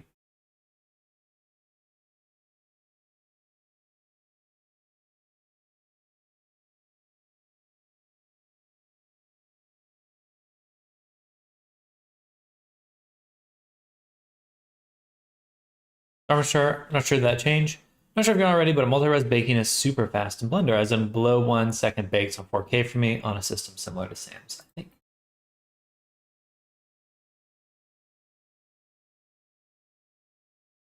My only problem with the multi-res baking is I haven't got the normals I bake in multi-res to work in any other software other than Blender. I don't know what that means, but I feel like they're only intended to be used with Blender. Oops. Control I. Invert the selection. Oh, right. Oh, right. I have to select the boundary loop. And then deselect all these things.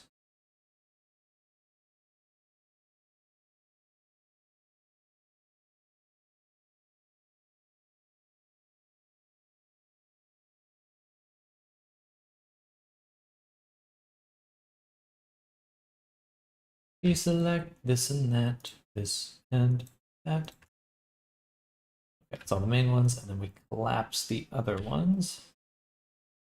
Okay. And now there's actually a tip to get it.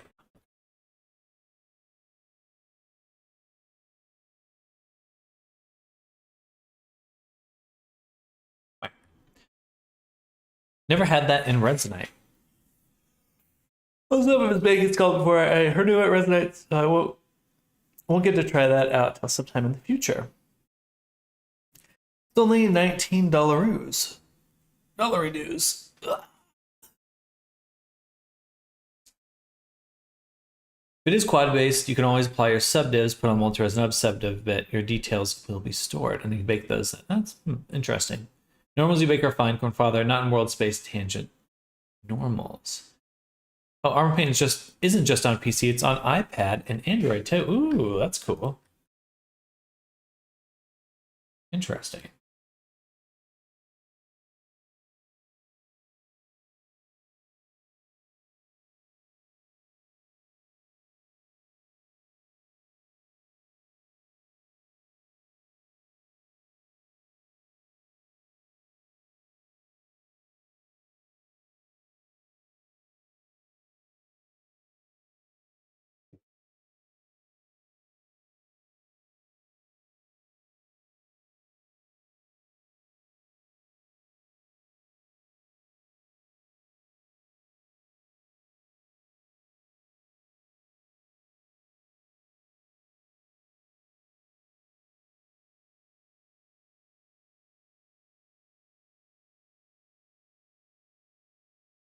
There we go.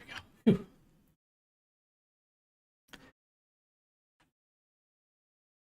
Well, I may look into that Arctic. That actually is quite compelling. Be nice to use an iPad to paint.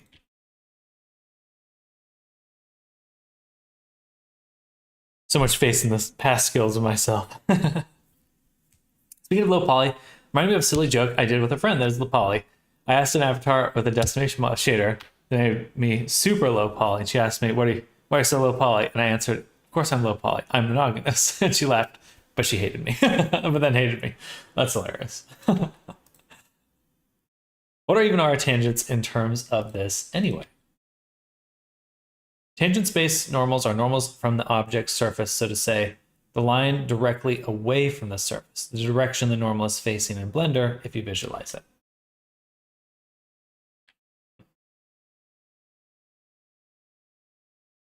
I think I'd have to see it visually to. I know what a tangent is in math terms, but I would assume the line perpendicular to the surface, 90 degrees from the surface.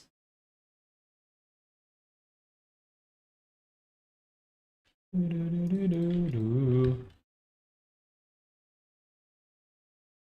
right, we'll organize those later because those will be baked with the body. Or it depends. World-space normals, for example, which you might run into occasionally, are normal directions based on the world itself, disregarding the object/surface of the object.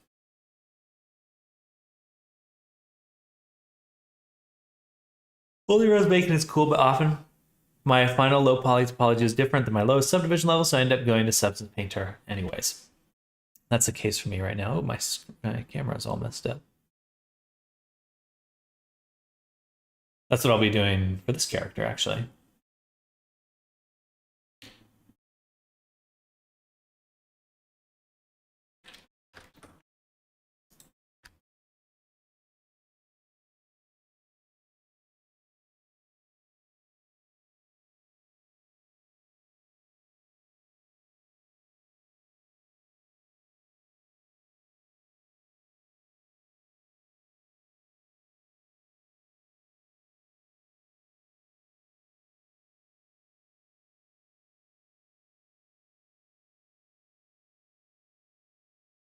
Lagging.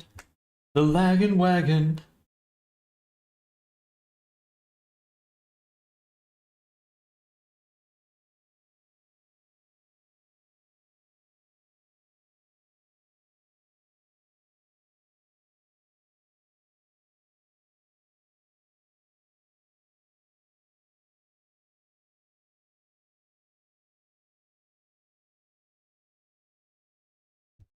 Like because of 27 million polys.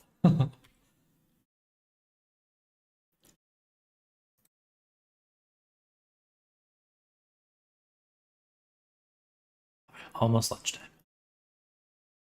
Do you know of a way to make 3D renders in Unity? I want to make product images, but I don't want to use such a render in Blender, mostly because obviously that's now it looks in-game, but I don't want to sell fake stuff. You would want to look up a high-quality screenshot thing. There's really, it's just a matter of probably getting like a really nice HDRI cube map if you want to just use Unity's built-in stuff. You could even technically hook Unity up to Octane Renderer, but that would look very different. It would look super great. It's super good, but it would be very look nothing like Unity. Yeah, basically just technically you already are looking at the 3D render. So it's just however polished you can make it look in Unity, that is your render. Unless you want to use a different engine, in which case you would use something like Octane. I think technically you could bridge it to Maya too. I don't know what engine they use to render, but technically that's possible.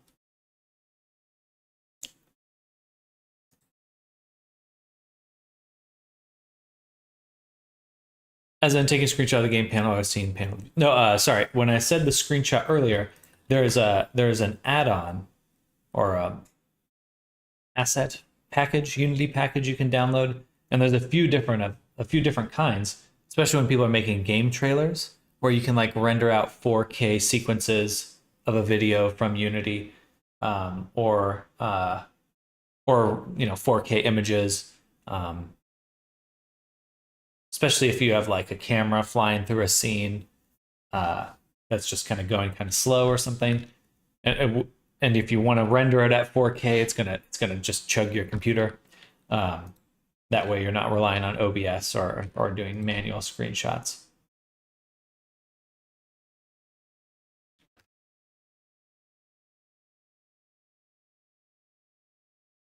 I think I already just made a copy of these. They're just in the wrong collection. Yes. Okay. Good. It's like, man, I swear I copied these. All right. I do like the of my final topology being the lowest subdiv level of my sculpt, but then I know it's not optimal topology for deformation and optimization, and it's usually slightly too high poly. Yeah, there's a weird balancing with multi-res, but honestly, compared to like voxel remeshing, usually the topology, you're like just subdividing standard topology for a low poly model will probably give you better deformations when sculpting than voxel remeshing, because your normals get really chunky on a low level with voxel remeshing. Make a low poly first, then increase density in high deformation areas. And that's true. You could always use the, if you want that final level of detail, you're going to separate your multi-res out anyway. You could go in with the crunchy brush, the dynamic subdivision brush. All right.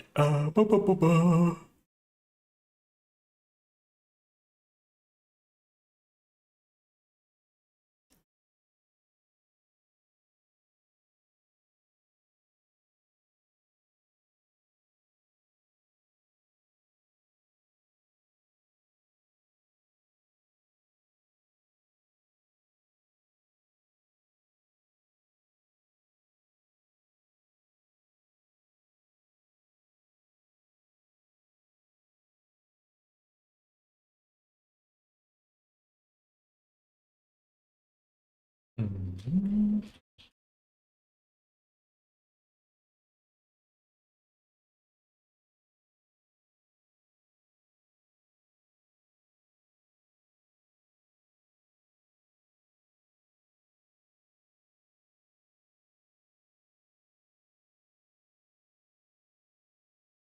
Normally I have a sculpting mesh with subdivisions. Then when I'm happy with sculpt, I'll take the rest, take low subdivision of that and optimize it. But I feel like I'm doing retopology twice this way. Well, the method I will be going over, I feel like is a really good compromise, because the lowest level topology is like really, really simple. But I go over that in my class, and it's like the simplest form of topology, because there's actually a really clear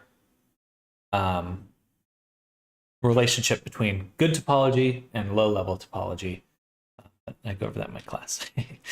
What I can suggest you learn translate polydensity from one level to another. Translate mean loop of 6 verts becomes 12 vertex loop, how to make something that's 4 vertex becomes 6 vertex, etc. Look at on this image.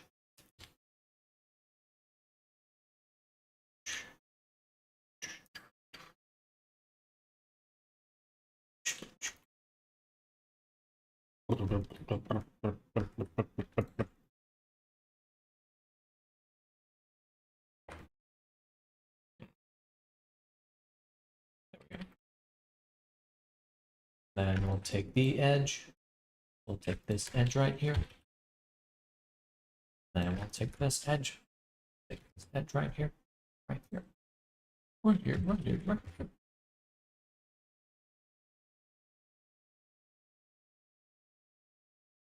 Boom. Boom.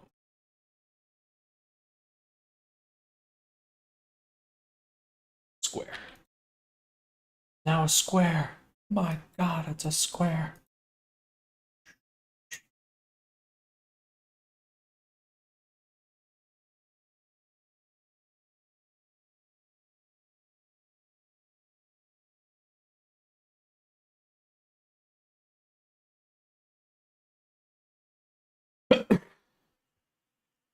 I still using multi-res workflow? Me, yes.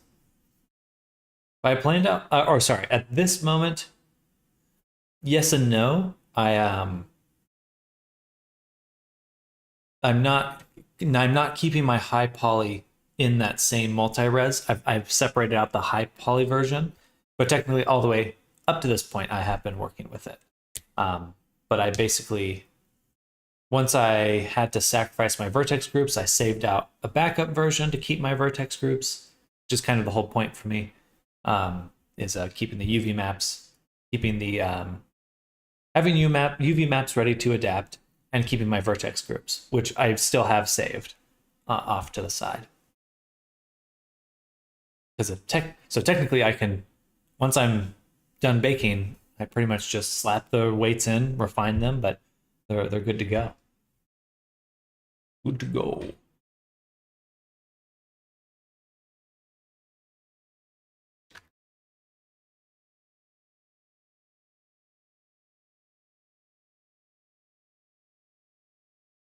But yeah, for baking reasons, it's not necessarily baking reasons. I had to adjust my topology on my lowest level.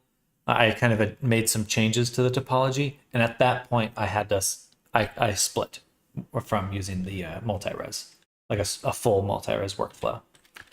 And I generally think if you're starting with a base character and you're adapting them to a very different body type, it's still useful because you still were able to get that base all the way up to basically the full shape, and then you can refine the low poly to match the new body you're making a bit better. Still keep your weights, still keep your UV maps. So I still think it's worth it, but it's not the truest sense of a multi-res workflow. Anyway, hello Ray, welcome. You caught us just towards the end of the first stream for today, but definitely pull up a seat, sit back and relax for the last 10 minutes. Right now we're getting the low poly ready to bake.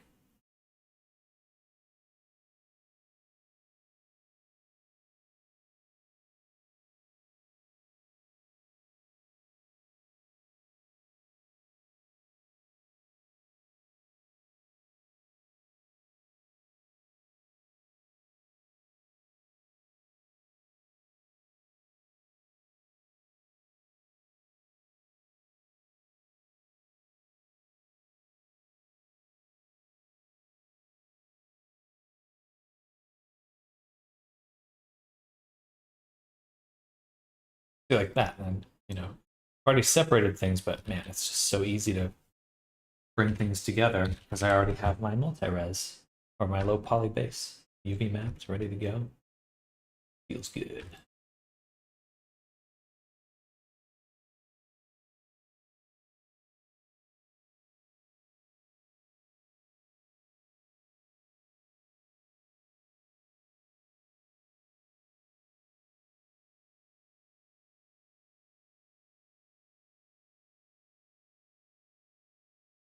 Very interesting way for making UVs. I always make things as straight as possible.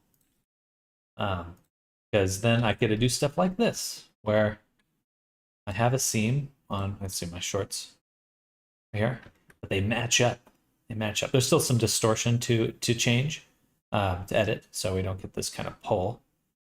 But now, when I paint, it lines up perfectly.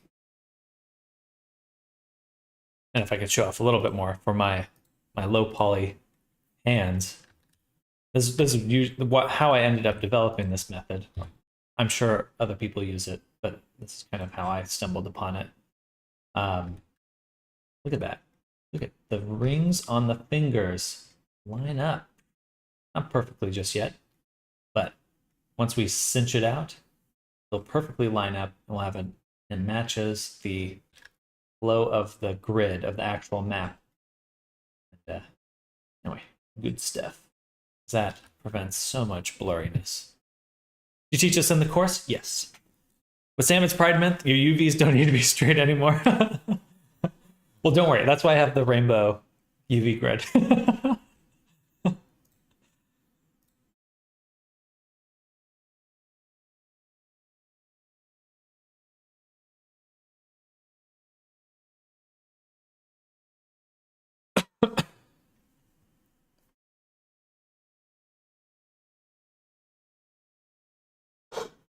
Sorry to yawn. Okay, let's do a few more pieces and then we will go lunch. The shirt we will need to retopologize, especially because of the boob window. But we'll start by taking this one, duplicate.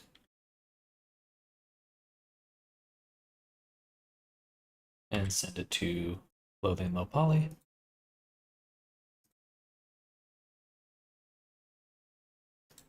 Give it the proper material so I know which one's which.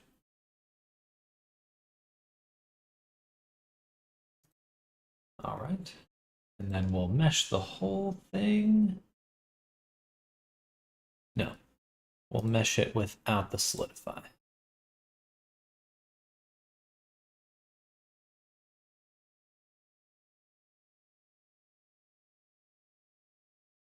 That doesn't matter because I'm going to retopologize anyway. So get rid of the displace. Take this down to level 0.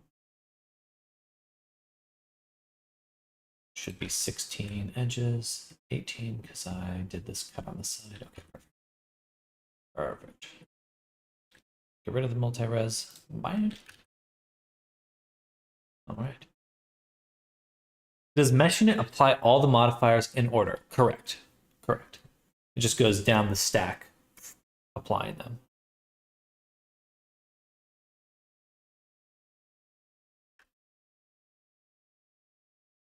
But we will slice you in half.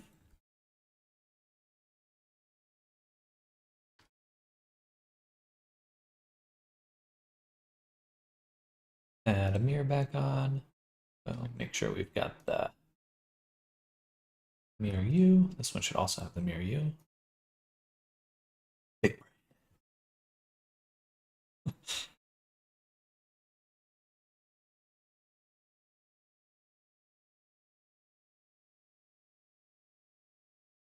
And let's see, how are you doing? Wow. Wow. Well done.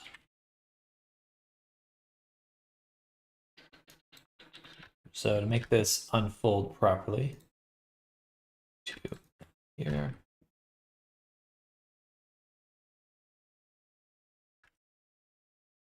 Here.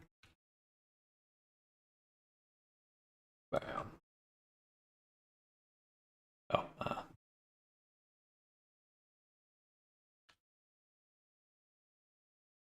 I need to add a little bit more resolution once we're snapping it to the body.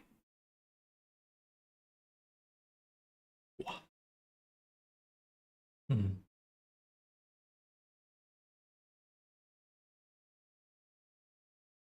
This might be one level lower than I think. That's okay. We'll still be able to keep all the work, so. Boom. Boom. Boom. Boom. Boom. Boom.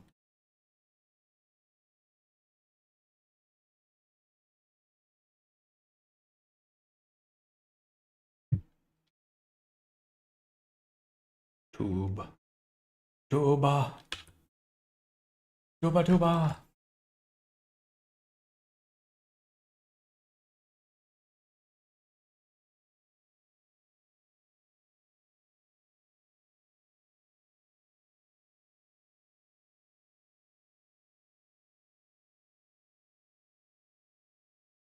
I think that's pretty close.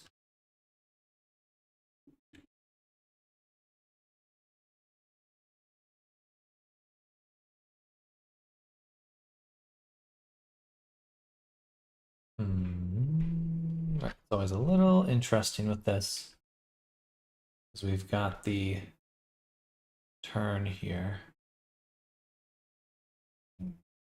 So it's these ones here, and this one's here.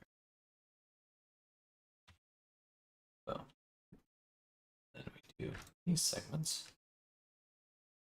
on their own.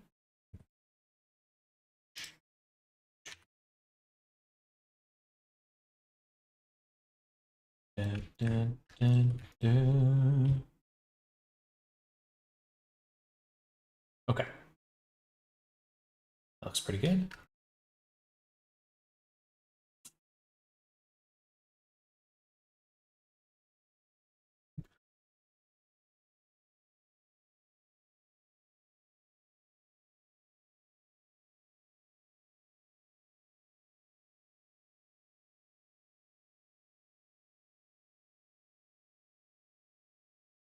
Beautiful. Lines up nicely. That's what we want.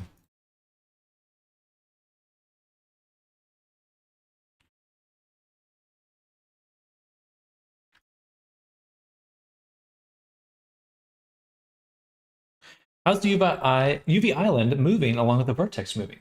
So the first step is to pin with P. So P to pin, or you can Alt P to unpin, and then to also have live unwrap on, which is just in your UV menu right here, live unwrap. So as long as you have something pinned and you have live unwrap on, then it will automatically adjust. Basically, it's just unwrapping every millisecond or something.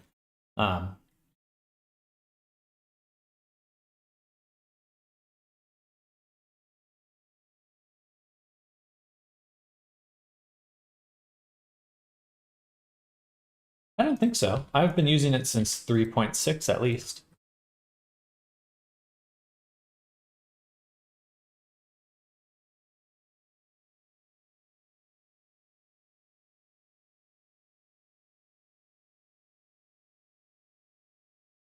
I think it's been around for a while, but it's kind of a. If you're not looking for it, I don't think you'd ever enable it because it does feel kind of weird. Like I've definitely turned it on, turned it on by accident before, but then I wouldn't use it until I saw like a tutorial where I was like, oh, that's pretty handy. Thought I just broke something.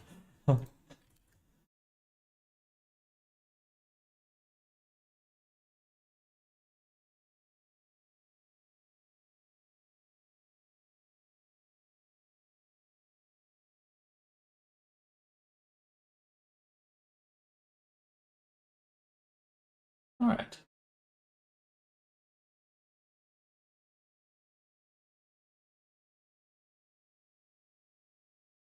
Good, nice, even. Good, yes. This could be straightened a little bit more though.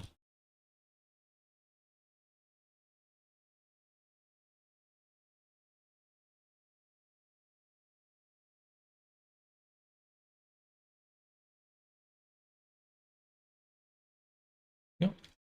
Shift F to live unwrap automatically unwraps for you, so they don't have to be spamming you unwrap. Gotcha. Oh, I'm not hitting it at all. It's just going, but.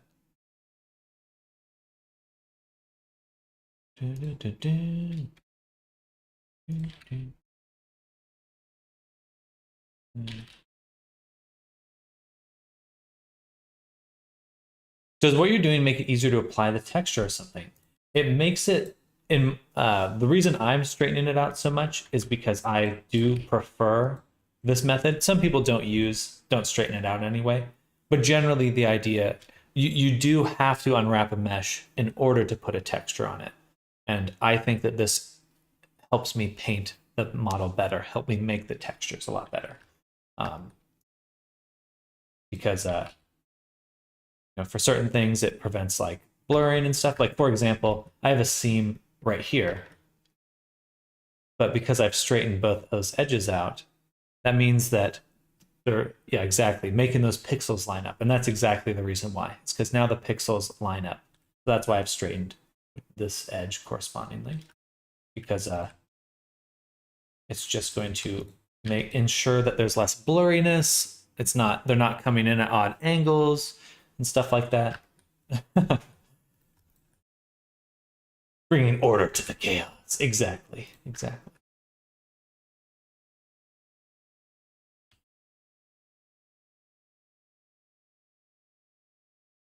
Sometimes they will curve though, because it was kind of cutting itself off there. or round the edges, less sharp.